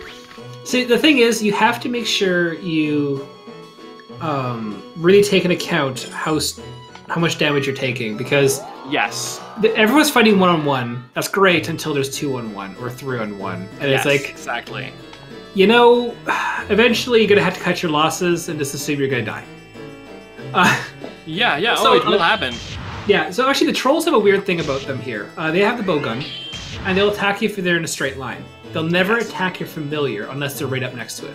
Exactly, except when they're in melee, So you want to move weirdly doing diagonal movement to make sure to always keep them into at least a 2 and 1 line, like diagonal line. Yeah. Or if you're walking away from them, you don't want to be in a thin corner because they... Yes. So sadly, we saw Baldwin make a lot of dangerous move, but actually it's Donnchadh that's paying for it. I don't think I've seen Donnchadh really do anything kind of crazy, but he's actually not being able to move and go out of the room he's in. Yeah, there you go. He's finally up to floor 8 now. Yeah. But the problem is not that he's 2 floors behind. In fact, the problem was that he needed to fight all the time. Oh, you want to get out of there as quickly as possible. You want to pick up the shield, you walk down left, and you can... Okay, he's going to fight. He's fighting. I would not recommend that. But he's got a paralyze on from Paralysis 1, so... Okay. Oh, this is intense. I would pick up the clown and throw him as well. Like, you don't want to deal with them. He might want the EXP, but oh man, this guy is... He's banking on that paralysis, that's for sure. Yes. So, if I have to ever describe Donnchadh play again, is that he wants to fight. Oh, he definitely does. Yeah, and you don't want to pick that up. But you might want to bring it with you. And he's exploring 8. These guys, man. Bizarre Seed, though. Hey, it already paid off. Oh, yeah, that's a good payoff. And you can see him holding the sword. He's getting ready to throw it if he can time it right. I think he messed up there a little bit, so he's gonna... Trying to get the diagonal angle there, I think. There we go. Yes. Or you actually might be right, Luigi. I mean, we might be a little bit upscaling the consequences of that, but yeah, to us, I think, floor 8 is just a big no-no. But yeah, in that exact situation, it was not adventurous unless they both woke up on turn 1. Yeah, and the thing is, Sad and I played very similarly. We're going to have our match on Thursday. Yes. But the thing is, we are both dramatically different players. At the same time, we play exactly the same for the most part. Yes. And we both have the same thought process. Ooh, an egg. That's nice.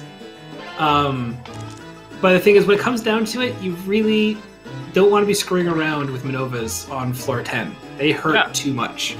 It can pay off, though. I mean, it's not a 100% this is bad, nothing good can come out of it. Like, you go out into a room I wouldn't have explored, and he's got a Mazar seed, so... Oh, this Hazard Just lots of Hazard curbs there, apparently. Yep. So this is the kind of thing. We have Baldwin here, now going to floor 12. Going to floor 13 if you go straight up, actually. He's probably going to look for that blue collar. Yeah, exactly. That's what I would do. This is the one where you unfortunately have to explore if you want it, unless you're lucky to spawn the room with you. Yeah, and he just got an egg too, so you might want to see what kind of fusion you can get out of this. Yeah, so I think he's looking for quick and easy rooms is what he's doing. And yeah. I saw one room to the bottom right of him where his camera is right. Oh, he's just going for experience. Nope. Okay. He's done. Okay, that's square to floor 12. I generally explore 12. It's just starting 13 that I stopped exploring because Kraken. Yeah. Another has to go. So we can see Donnchadh is struggling a little bit to kind of push forward. He's not getting good luck with the elevators, and he's picking, again, not on fault of him, the game is random, where the elevators are. And when the floors load in, you can see it kind of turn around going to you. But he makes the right decision, Yeah, you can use the opportunity to spot a couple things. Yes. You can spot where the elevator is if you're lucky, or if there's an egg that is there. And then you just remember when it finishes which direction it was, and you correct it in your head, and then you go there and you can pick up those items. Yes. But we never actually talked about the mini-map. Oh, we haven't. Yeah, that's true. Oh, do you want to cover that? Which part of the mini-map do you want to explain? How it's more useful than actually walking around looking at the actual graphics? Oh, yeah. The fact that you have a mini-map that can show you a more expanded version of the map than you actually see, because camera is pretty much close to Ko. You can see floor layout, and you can also see like the outlines of the map, so by looking at only the graphics, you wouldn't know if there would be a room south of you, but if you see that you're on the southest part of the mini-map, then you know there's no way there's something there, so you might have a good idea of where the next room is to explore if you check that out. And you can press an alt circle select button to make it bigger and then black out the screen so you can see it better.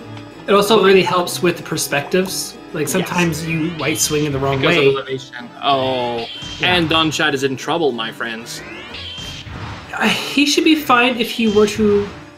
Oh, he's got the tools, but it's going to cost something. I think it's cost a Palumpa egg. Yeah, so there goes the potential peanut fruit for that.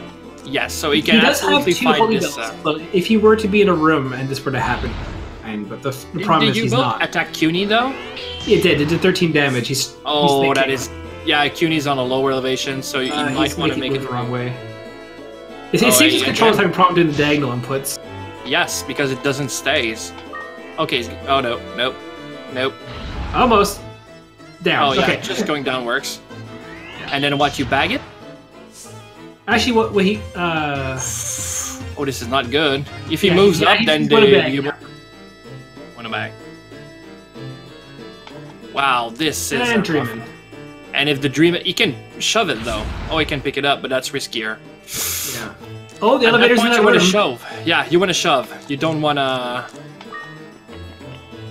Yeah, there you go. That's the right play. You use the Holy Scroll. Yes. Although, he's fallen asleep at the door. And he hits for 3 and 4. That's going to be painful. Yeah. So if you throw a Holy Scroll into an enemy monster, they become your friend. Yes, but only for that floor. Yeah, but the problem is, monsters will defend you when you're asleep and stuff like that. Yes. Unless you're in the hallway of the rooms, or the door entry points. The game isn't really programmed to go, wow, you're in and outside of orbit at the same time, so I'll defend you. They'll just straight up ignore you, and that's what happened to die, doing like 20 damage to Ko, which is very rare. Although, honestly, I still would say that we're approaching the 30-minute mark.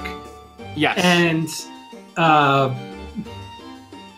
they're both on relatively good pace. Yes. If Don can get a good push of momentum, he can just book it straight up the entire tower. Yeah, but the thing that needs to be noted here, though, is that Donnchadh just got out of the worst part of the tower. So, unless he's really unlucky, he should be able to pick up the pace. And the reason we see a 5-floor difference here is that Baldwin was in an easy spot in the tower versus Donnchadh being in a very bad one. We should see this close down a little bit, unless Baldwin continues to book it. Yeah, and it looks like, again, that paralysis wall, I know it's cursed, is still increasing the damage from the mixture magic just enough. Yeah, the music is always addictive. But he was able to two-shot the... Oh, do we talk about what we see on the left side, on Baldwin's side? There's two shields close to one another.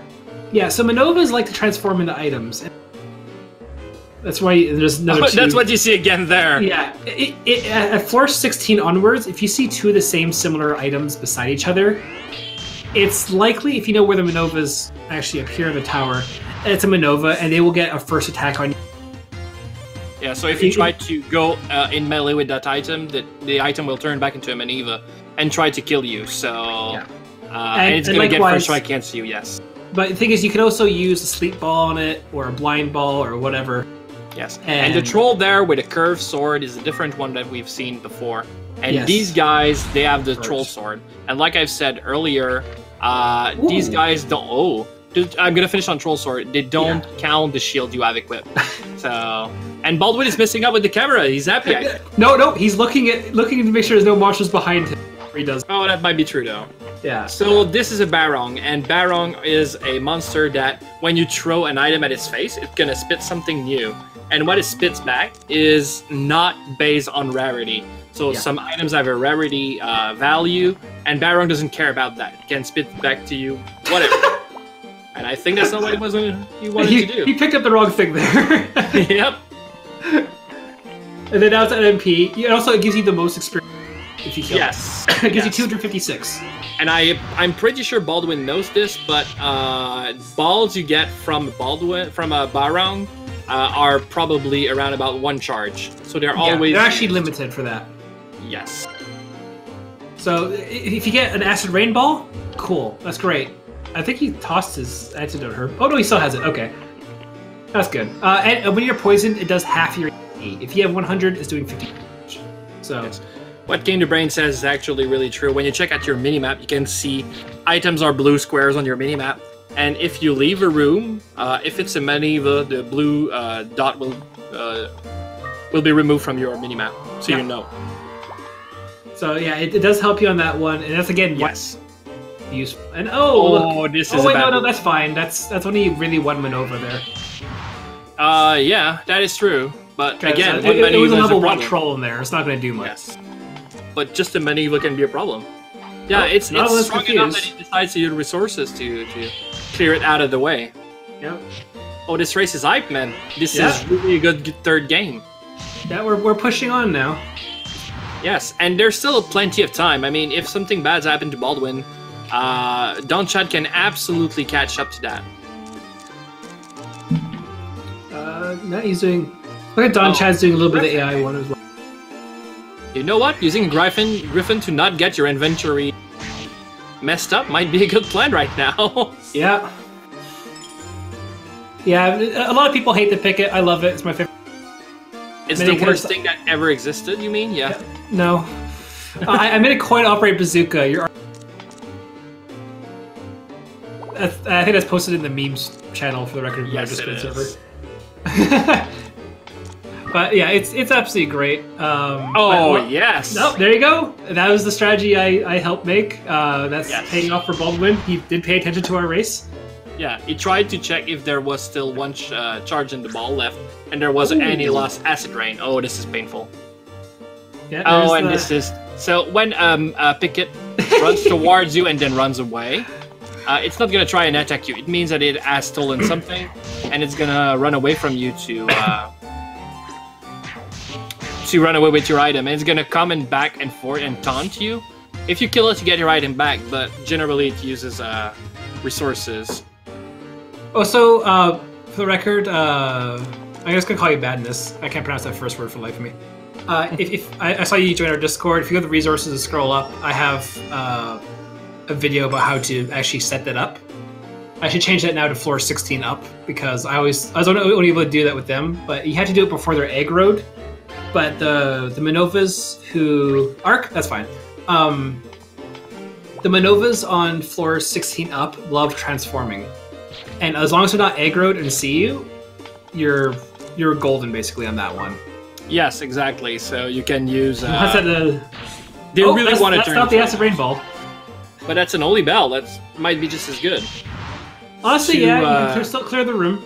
Yeah, exactly. 2 room items. That's pretty good. Well, actually, in the nice world, you would want to get both back. Is that both?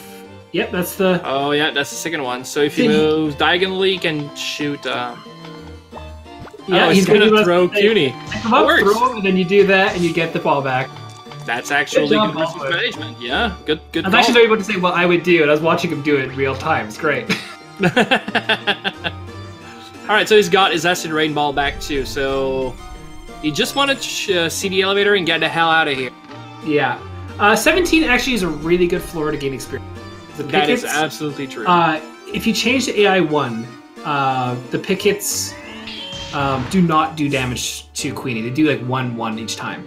Yes. They won't teleport away, and Queenie can normally 3-shot them. They give about 126 experience. They're actually good to catch up levels for a while.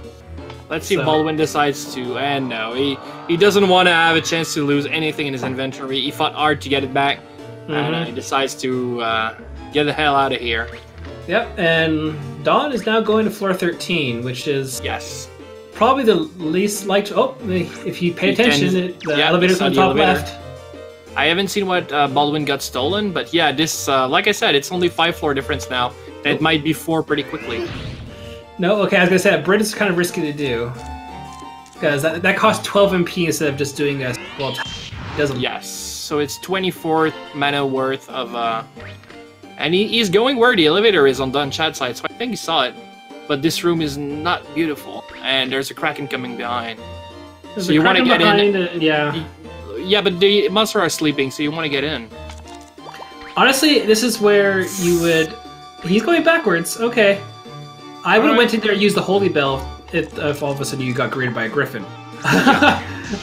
Oh, you want to fight again? Then. He's able to. Like the mixture magic and the AI 1, you can get away with it. Oh, and the paralysis. Ooh, that's big. That is big. So the paralysis wand, you can see it happening. Doesn't trigger every single time. It's like a 1 in 10 chance, maybe, or even less for it to actually work. It's pretty low. Don't depend on it. Definitely don't depend on it. Ooh, you equip it for the 25% looking at a spider. Magic. Oh yeah, okay, let's talk about spider then. They have very low HP, they have very low defense, but they have extremely high attack. And their base trait is for every point of attack they get another one. So their base attack is very high, but then it's doubled after being very high. Yeah. They hit like monster trucks. I love how this has become a running thing with you. Everything hits like a truck, and this was a monster truck. Okay, actually, fun fact, if you want to experience true pain, throw a Hazak herb at a wild spider and see what happens. Yes. Because all of them have half attack power on those floors. They're still hitting for 23.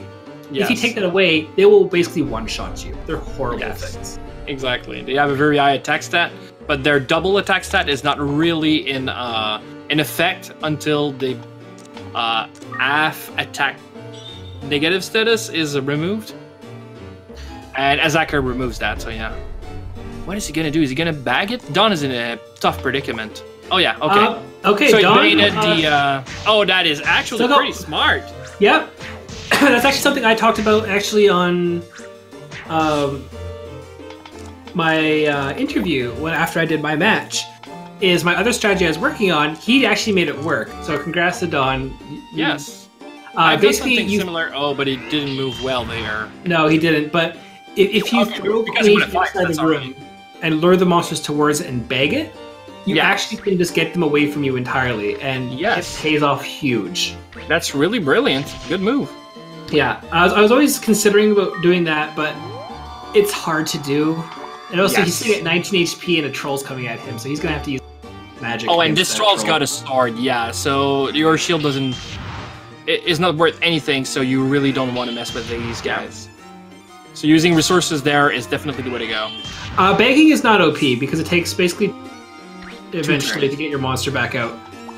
But if you can do it right, and this is why if you hatch the Palumpa, it's honestly not that bad of a monster because you can just conveniently just throw it to the side. Exactly. This is a very circumstantial strat, but it worked there and it made it look beautiful. Yeah. Don's using a fireball. Don actually named himself, I just realized. I think both the players right now are quite relaxed. Yes. I know this is game 3, but I haven't seen many tuning movement mistakes from either of them. Oh, yes. Floor 20. At that point, Vipers are around now. Yeah, at that point in the game, they have what they need to play well. So it's true that the monster is getting stronger, but actually you feel not safer, but you know you've hit your stride. So it all depends on, of course, A, RNG, but B, the confidence you have in your own movements and stuff. And they are confident in that. So the worst part, I think, is behind them. Yeah. Up until they hit 30, and then it's back into the frying pan. Yeah, so it looks like Don will... Oh, he got the paralysis too. He's going to try to get some experience on floor 15 here. Yes. Likewise, the unicorns are wins, so they're going to be experience as well. Yes. One thing that I hope I didn't convey, though, is that I'm saying that it's safer. These floors aren't safe in any stretch of the imagination. Every mistake is going to be horrible. These monsters, it's really hard. And that's definitely one part of the monster tower where everything scales really high. It's just that you should have the tools to deal with most of these guys. Yeah. And so you should feel more confident, but don't make a mistake here. Fighting against a Viper or something like this, yeah, it's going to bite you back in the ass. I don't know what Don's doing. I think he had to go do something. Still level 13. So I haven't seen anything posted. I think maybe like a phone rang or something. Unfortunately. Oh, maybe something bad happened. Oh, there he goes. He's back. Okay, he's back. All right. Let's hope nothing too problematic happened. Oh no, I don't think so. Yeah. He's definitely gonna do the AI one. He's definitely gonna go grinding, but he's at under 18 minutes now to catch up. So unfortunately, this is where the mentality comes in. Is if he's watching his opponent's stream, I don't watch my opponent's stream. I just have chat open. Yeah. But he's gonna have to book it. You can't incubate an egg on an elevator or a trap. And the squares are called hexes, for the record. That's the only way you can find out. And they shouldn't be called hexes because that's not what an X mean. But hey. Yeah, why not? But this game is great, well programmed. Why not? This is true heart. It actually is half the tower, floor 20. So there's 40 floors in the tower. Floor 1 is always the same. Floor 40 is also always the same. And floor 40 is actually a quotation mark boss fight. Or actually, this is a cinematic. So even though you can play the fight, you're supposed to. It is scripted. So you don't have to have a good level, or you don't have to have a good weapon. And these are Vipers. Yeah. He's not going to be able to do the egg thing because he's not in a... I confirmed that with my run. And another Viper. Oh, he's surrounded by... Oh, yeah. You want to go up and then deal with that unicorn, especially if it means one white Viper goes away. And a Fireball here is going to mean that CUNY's going to get it in the back, but then... he goes Fire Crystal. I don't think I'd agree with that move, but... I don't think I do either, but let's see where it brings... Because it still takes one turn to do anything, so you're still gonna... So I think I would pick up CUNY and move towards... Oh, that is rough. Yeah, so and also the Salamander went the wrong way. Yes. So I think this is going to be getting to Queenie very soon if he's... Yeah, he's not lucky enough to get the... I would pick up... No, yeah, I would pick up Queenie and I'd move and take the hit. That's exactly... Yes. To protect CUNY. Oh! No, he's going to bank on his HP, and they're... Oh, he's lucky. Yes, he is. So now you pick up CUNY and move away. Nope, he's going to... There goes CUNY. And there goes CUNY, yeah. So this is what kind of happens when you're in a small corner with a bunch of monsters. Is doing the right moves, like even what we're saying, is what we would do, not what other people or even what the right answers would be. Yeah, exactly. So we can't be like, oh, that's the play. No, mistakes were made. This is gonna definitely slow him down. I think he has an egg. I don't think it's a good egg though. It's a griffin Acid egg. Rain actually would have worked. Some people don't realize it works in corridors when it's surrounding you. But now we have blocks now. Definitely a very good play. I think we got bottleneck into thinking, starting from the summoning of the Fire Crystal, and at that point you don't want to use also an Acid Rain. If you went Fire Crystal, you gotta commit, I think. Yeah, you don't want to waste too... he may be listening to the stream. He's doing the Acid Rain now. Maybe. So if you are listening, can you turn the camera you see, on? the block didn't even die. 44 damage. It's, yeah, I think. That's the difference between hitting wind creatures with the Acid Rain Ball and hitting water and fire. The water and fires tend to die. Oh, It's actually okay if you were to get rid of... Yeah, there goes a Griffin Egg. So when you hatch a monster in the tower, it hatches at your strength. Yes. Just one thing from chat, Ark. Actually, you're right, but the numbers are wrong. It's 1/3 RPG, 1/3 Town Builder, and it is 5/3 puzzle game. But other than that, you were right on spot. But it's just the numbers that were wrong. But everything else, yeah, that's what this game is. This is absolutely a puzzle game. Yeah, because you can take the time that's you why want. we love it too, because it's always different. Absolutely. Puzzle. Yes. So the corridor fight, I really enjoy. I really like the tight spot dealing with like the situation there was on Baldwin's side. These are what I like the most about this game.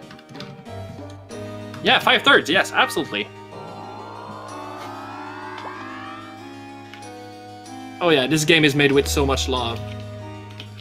Honestly, okay, so Baldwin here is in the tight spot. Yes. Okay, at least he's a holy bell. Okay. I would definitely pick up that. Yep, I would too. Yeah, that's what he does. He's just taking his time because you're not only do you see upside down. Oh, he threw it the wrong way because of the reverse rim. Oh no, and I think that's what he wanted to do. Oh, I would have thrown it up. Yeah, bowling is definitely considered a puzzle game. If you actually do the the town fun games and stuff like that, bowling and the amusement park are actually really fun. Yes. And honestly, we were considering doing a speedrun kind of Google document for who gets the fastest lap on the horse races. The horse races, yeah. Ooh, Pickett stole the egg. Oh, that is bad. That's what you don't want to see in casual playthroughs. Yeah. Right now, it might not be that bad, but in casual, it's awful. Oh, he's yeah, at that point. Yeah, and I think that's the play here. Ooh, you don't want to drag the problem. Yeah, but you still want to fight. Yeah, he's going to do the AI one thing. Oh, that's... Walking backwards like that is really dangerous, though, because if there's another spot on the other side, you're... Yes. It's easier to have one way of retreat, none, so... Yes. 24... And the actual AI one didn't make it die faster. It actually still took 3 turns, so wasn't worth it there. That's funny for Baldwin. He picked up the fruit thinking, no, I don't want this thing. And then he put down the fruit and jumped on it and took it anyway. It's the most worthless thing in the game. All it does is decrease when a monster levels up. Yes. It's actually a worthless item, and they only put it in the game, I think, just to give it some variety to the fruits. Probably. Okay, so now we see our first Wee Dog. So, Wee Dog is good doggo, except it's not good doggo. They hit really hard. They have very high HP. Not the best defense, but not bad either. And they have a special ability where they can throw meat. What the heck is he doing here? Oh, this is I have scary. no idea. Oh, the lucky break, though. All right. Yeah. Go on, Baldwin, you can do it. Despite Vipers wearing armor, they are light enough to be... A lot of runners did not know that until me and I think Denarsis kind of confirmed it in runs. Yeah. Because especially with Sand Knight's paralysis strategy. Yes. You could. It's so good. The only thing you can't pick up on is block, and he is definitely struggling to make sure he gets away from this that. might be a problem, but Nope, oh yeah, he's block skipping turn. That is smart. For as long as monster Viper goes though. south, but yeah, Viper is gonna go. Oh, They're gonna go south very quickly, and he's lucky again.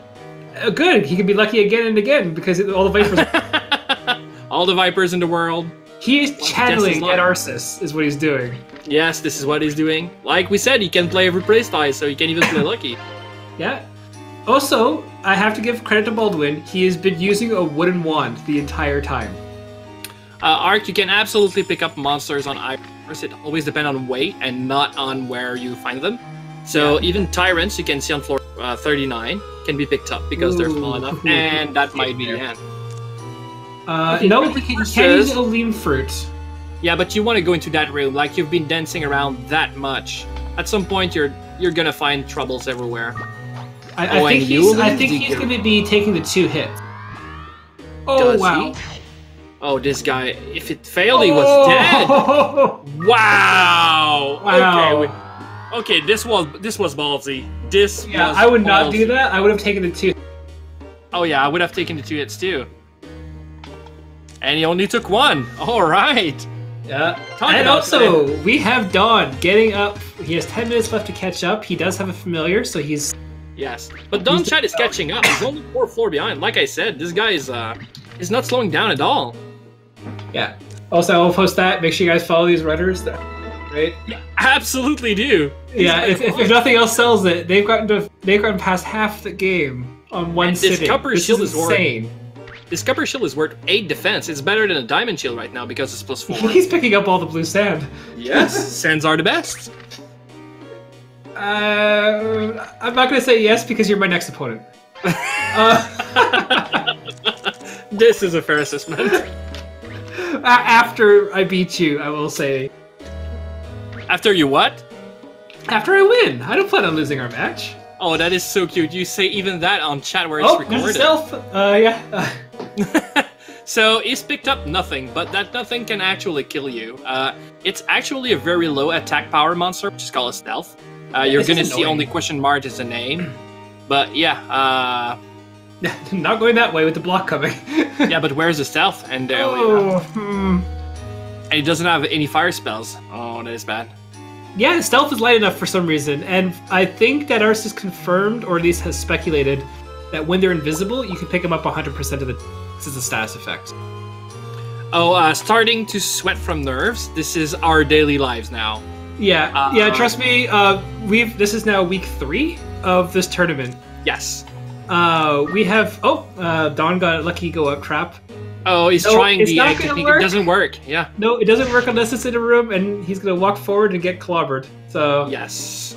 So Donnchadh gonna have, because he cannot get away from this. There's no way. This is holding for a while. Oh, what the heck? Dead.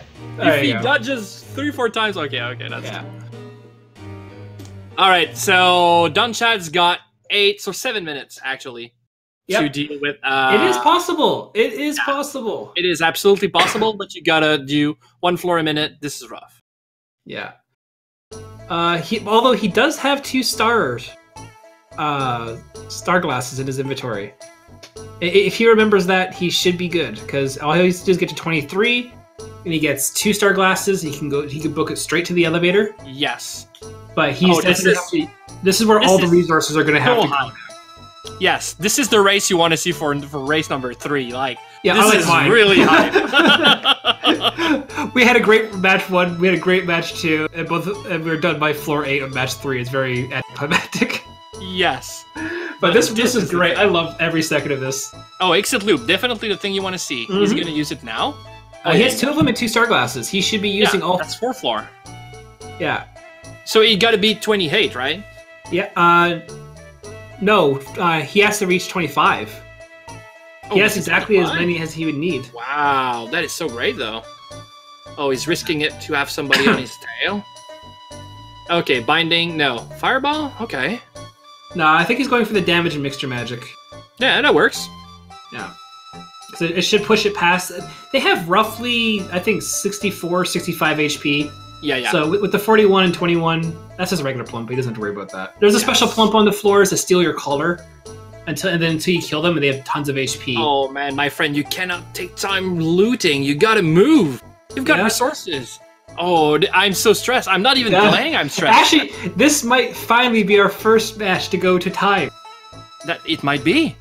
Yeah. Oh, this is Color Jack Palumpa. Okay. Yeah. Okay. Oh, there's no right. Oh, that is bad. Oh yeah. Oh, Oh, he's good lucky on monster that. manipulation here. Oh, Donnchadh, my friend. Oh my god. Will this? So take your bets, people. Will he make it?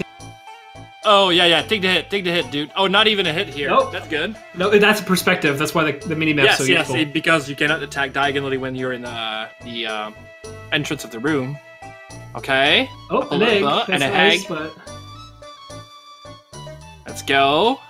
what are you doing? Oh, yeah, that's right. Oh you yeah, gotta yeah, say- yeah. He's got to do I was that. gonna say, why's going in his inventory? Yeah, no, straight up. Oh, All he's right. straight up. All right. Donnchadh, my boy, are you gonna do it? Not. He should just be 23. mashing through all these menus. He should not be. I know I would. Oh, he's right he's next in the to room. it. Oh, you know, you should pick it up. Okay, Yeah. that works too. Oh my god, this is so freaking hype! Oh man, 24. 24. And it's in the room. Oh, he's celebrating. That guy's messing around with it. Oh man. What are you doing? Oh, he's just. Is this missing bad his manners? opponent. This is bad manners. Oh yeah, this. If he hits a paralyzes trap, I mean he's. There you go. good He's for up it. there. And this is GG. Good job, Donnchadh H. Oh my That god. is amazing. This is crazy, you mean? Oh my Yeah. god. Wow. Oh, so the music is on the other stream. Forgot about that. folks on the radio. Wow, what a God. great way to finish that game 3. Oh my god. I cannot believe Baldwin is out of the tournament. This is crazy. I actually had him as one of my top seeds. I had to. I mean, not that Donnchadh is not a good player. He's shown it right away. This is Yeah. crazy what a tournament like this can do to you. Like, oh my god. This was glorious. Oh, that is incredible. Man. So, all right. So when it comes down to it, we had an amazing game 1. Game 2 was best left unmentioned for the most part, and then game 3 was just phenomenal. And it still was under time. We still have yet to anyone go to the hour mark. Oh yeah. True, we've had a. That's right. We did have a floor 40 finish, did we? Yes, the Darcis made it once. Of course he did. He won at floor 32, I think. So the match was done, and then he asked chat if he could continue to move on just for fun, and everybody was okay with it. So he went up to 40. So yeah, but we also have seen the Darcis die on very low count. So it's just how this game's played, man. Yeah, I'm gonna ask if. Oh no, Baldwin doesn't have a microphone, right? No, but we can invite the winner, Donnchadh, in there. Yeah, he's in setup. If you want to join us, feel free to.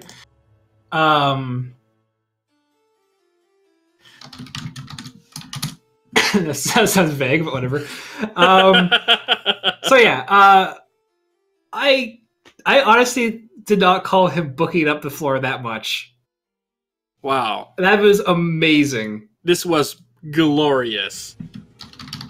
Yeah, wow. I've seen a lot of matches, but this is definitely the most hype match I've seen in this tournament since we started. It could have gone either way, let's be honest. Wow. Yeah, honestly, I was really expecting Baldwin. Like, he did great losing Queenie. Like after losing Queenie, and Yes. you gotta give him credit on that one. And joining the call is Donnchadh H, the clear winner there. Yes, absolutely. You pushed it, man. Congratulations on your win. You there, Don? Hello, you hear me? There you go. Hey, here's our winner. Yep. Wow, that was so GG, close. sir. Pushing it Wow. just that extra.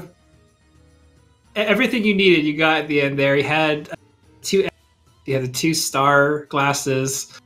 Yeah, Even the little dance so in the much kid at fun. the zoo at the end for fun. yeah. No one likes them, right? Yeah, I had That's lot a good of way to start the day for you. But not much time left. But I had the right gear. Yeah. Yes. Oh Yeah. man, you right after Baldwin got stuck between, I think it's literally a block, Viper, and all this other stuff. We were 37. thinking, oh, can he really push it to that gets to floor 25? And you just booked it up so fast. Yes. Yeah, well, yeah. I was watching his stream occasionally, and I saw. So yeah, I knew I could waste that end Game Gear. Yeah, Infinity. at some point during the race, you actually were like 10 floor behind. That was really big difference. Yeah. I got stuck on 410 or something. Yeah. I was catching up that slowly. But it makes it even more incredible to see that you just casually catched up 10 floors and then just pick up the win. Yeah. Lucky. I didn't see when he lost Kune. He lost Kune, unfortunately, to just. It was a bad corridor fight. Yeah. Yeah, he had two. He had a Viper and a Unicorn going at him. He used a Fire Crystal. It didn't go to the Unicorn. It went to the Viper, and it was just honestly just bad luck in general, and unfortunately just taking the wrong choices instead of just getting away, letting the Salamander do its thing. Yeah, we saw both of you go for fights where me and Shawnee wouldn't go for them. And it was good because you kept on leveling up, where probably you're level 18 on the 25th floor. I would probably be level 12, I mean.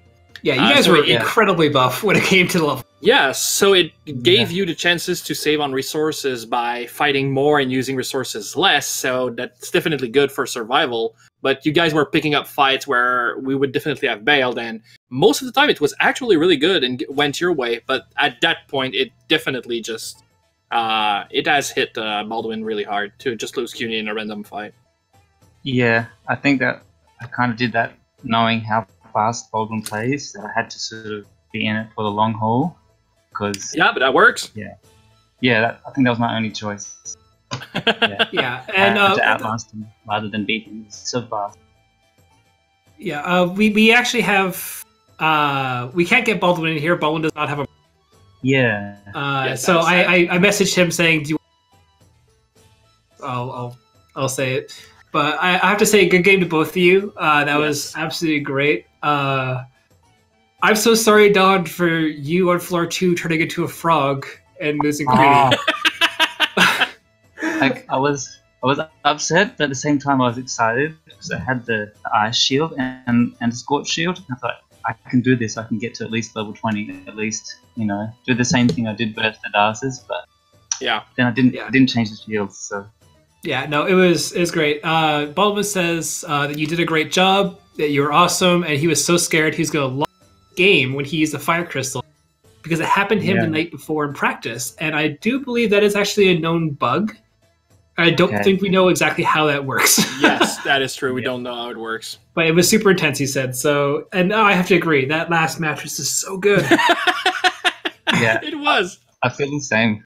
The first match was so close the whole time, but I knew this was going to happen. I think we play on the same level. He's just a bit faster, and I'm a bit more. He doesn't make mistakes. No, he really doesn't. I was again surprised by that corridor decision things. Yes. But it was not an error per se, it was more of a decision. We wouldn't have taken the same, but sadly it didn't turn out his way. It could have gone and attacked the unicorn and it would have worked his way. Yeah. It was randomness, as is everything in this game. Mm-hmm. Yeah, and loading up the tournament bracket here, that means you're going to move forward. So you're surviving for now, and based on who's going to win next, it would be either Don Fargo or Professor Palmer will be your next opponent. Excellent. Do you have a preference? I'd like to verse Don, just because Professor Palmer's pretty new to the game, and I feel like Don versus Don. Oh yeah, the match of the Dawn. That'd be nice. I think it'd be more interesting match versus Don. We have maybe kind of a similar play style. Maybe I would be the bold one in that match, but we've seen him play fast as well. So. It was. Yeah. It could be a very close game. Yeah. I can't comprehend just okay. So the last 5 minutes of not obviously the last 5 minutes of the time. What were your thoughts? You knew you had to get up 5 ASAP. Well, actually, even before that, I saw him in that predicament with, I think it was 2 blocks and a Viper, and I saw he had no community, so I thought, okay, there's a good chance he won't make it out of that. So, Yeah, I basically just started spending all my resources to play safe to make sure I could get those 5 levels. Nice. Yeah, you definitely did play safe. Your Curse Paralysis 1 served you well. It did. I'm surprised it did so well, but you did get the lucky paralysis when you needed it. Yeah, I think maybe only about 3 or 4 times, but yeah, they did help a lot. Yeah. All right, so I think we'll take time to thank both our runners for this wonderful match. Definitely thank you, Donnchadh. Thank you, Baldwin. This was so fun to watch. I really enjoyed it. So fun to listen. Yeah, so fun. Thank you, Shawnee, for having shared this moment with me. Yeah, well, I'll be seeing you again in less than an hour. That is absolutely true. And thank you very much for the Speed Gaming Streamers for letting us do this. This is so great. And thank you also, people in chat, for having shared this moment. It was a blast. Yep. But like Shawnee said, we actually have another match. If you enjoyed that, then in less than an hour, in 50 minutes, we're going to have another one. And it's going to be Full Featheritis against Pasama. Maybe we can hype a little bit this thing before. Yep. And so basically, both Pasama and Full Featheritis matches that they lost, unfortunately lost to bad RNG. But both are terrific players. And hopefully the RNG will stay away this time. We can actually enjoy full matches. Yes, so they didn't have bad RNG. They had the worst RNG ever seen. Yeah, and this respectively is each of them. Yes, exactly. So for them to face each other, I don't know if they'll bring bad luck into the match again, but let's hope not, because they are both terrific players. They just add such bad luck that bring them into the loser bracket, and I can't wait to see them actually fight face to face. But either way, this is going to be an interesting match. Yeah. But you don't see player die to a paralysis strap on floor too often. And likewise, I did say thank you as well to Sand Knight, who's also tape for another 3 hours. So yes, thank you so very much. We're gonna do that again in 50 minutes. So take a break, and once our new runners are gonna be ready, then we're coming back. We'll be back on this channel as well. Yes, exactly, on Speed Gaming 1. Don't have to go too far. We're gonna be back again in 50 minutes. Yep. See you guys. Thank you very much. Take care, everyone.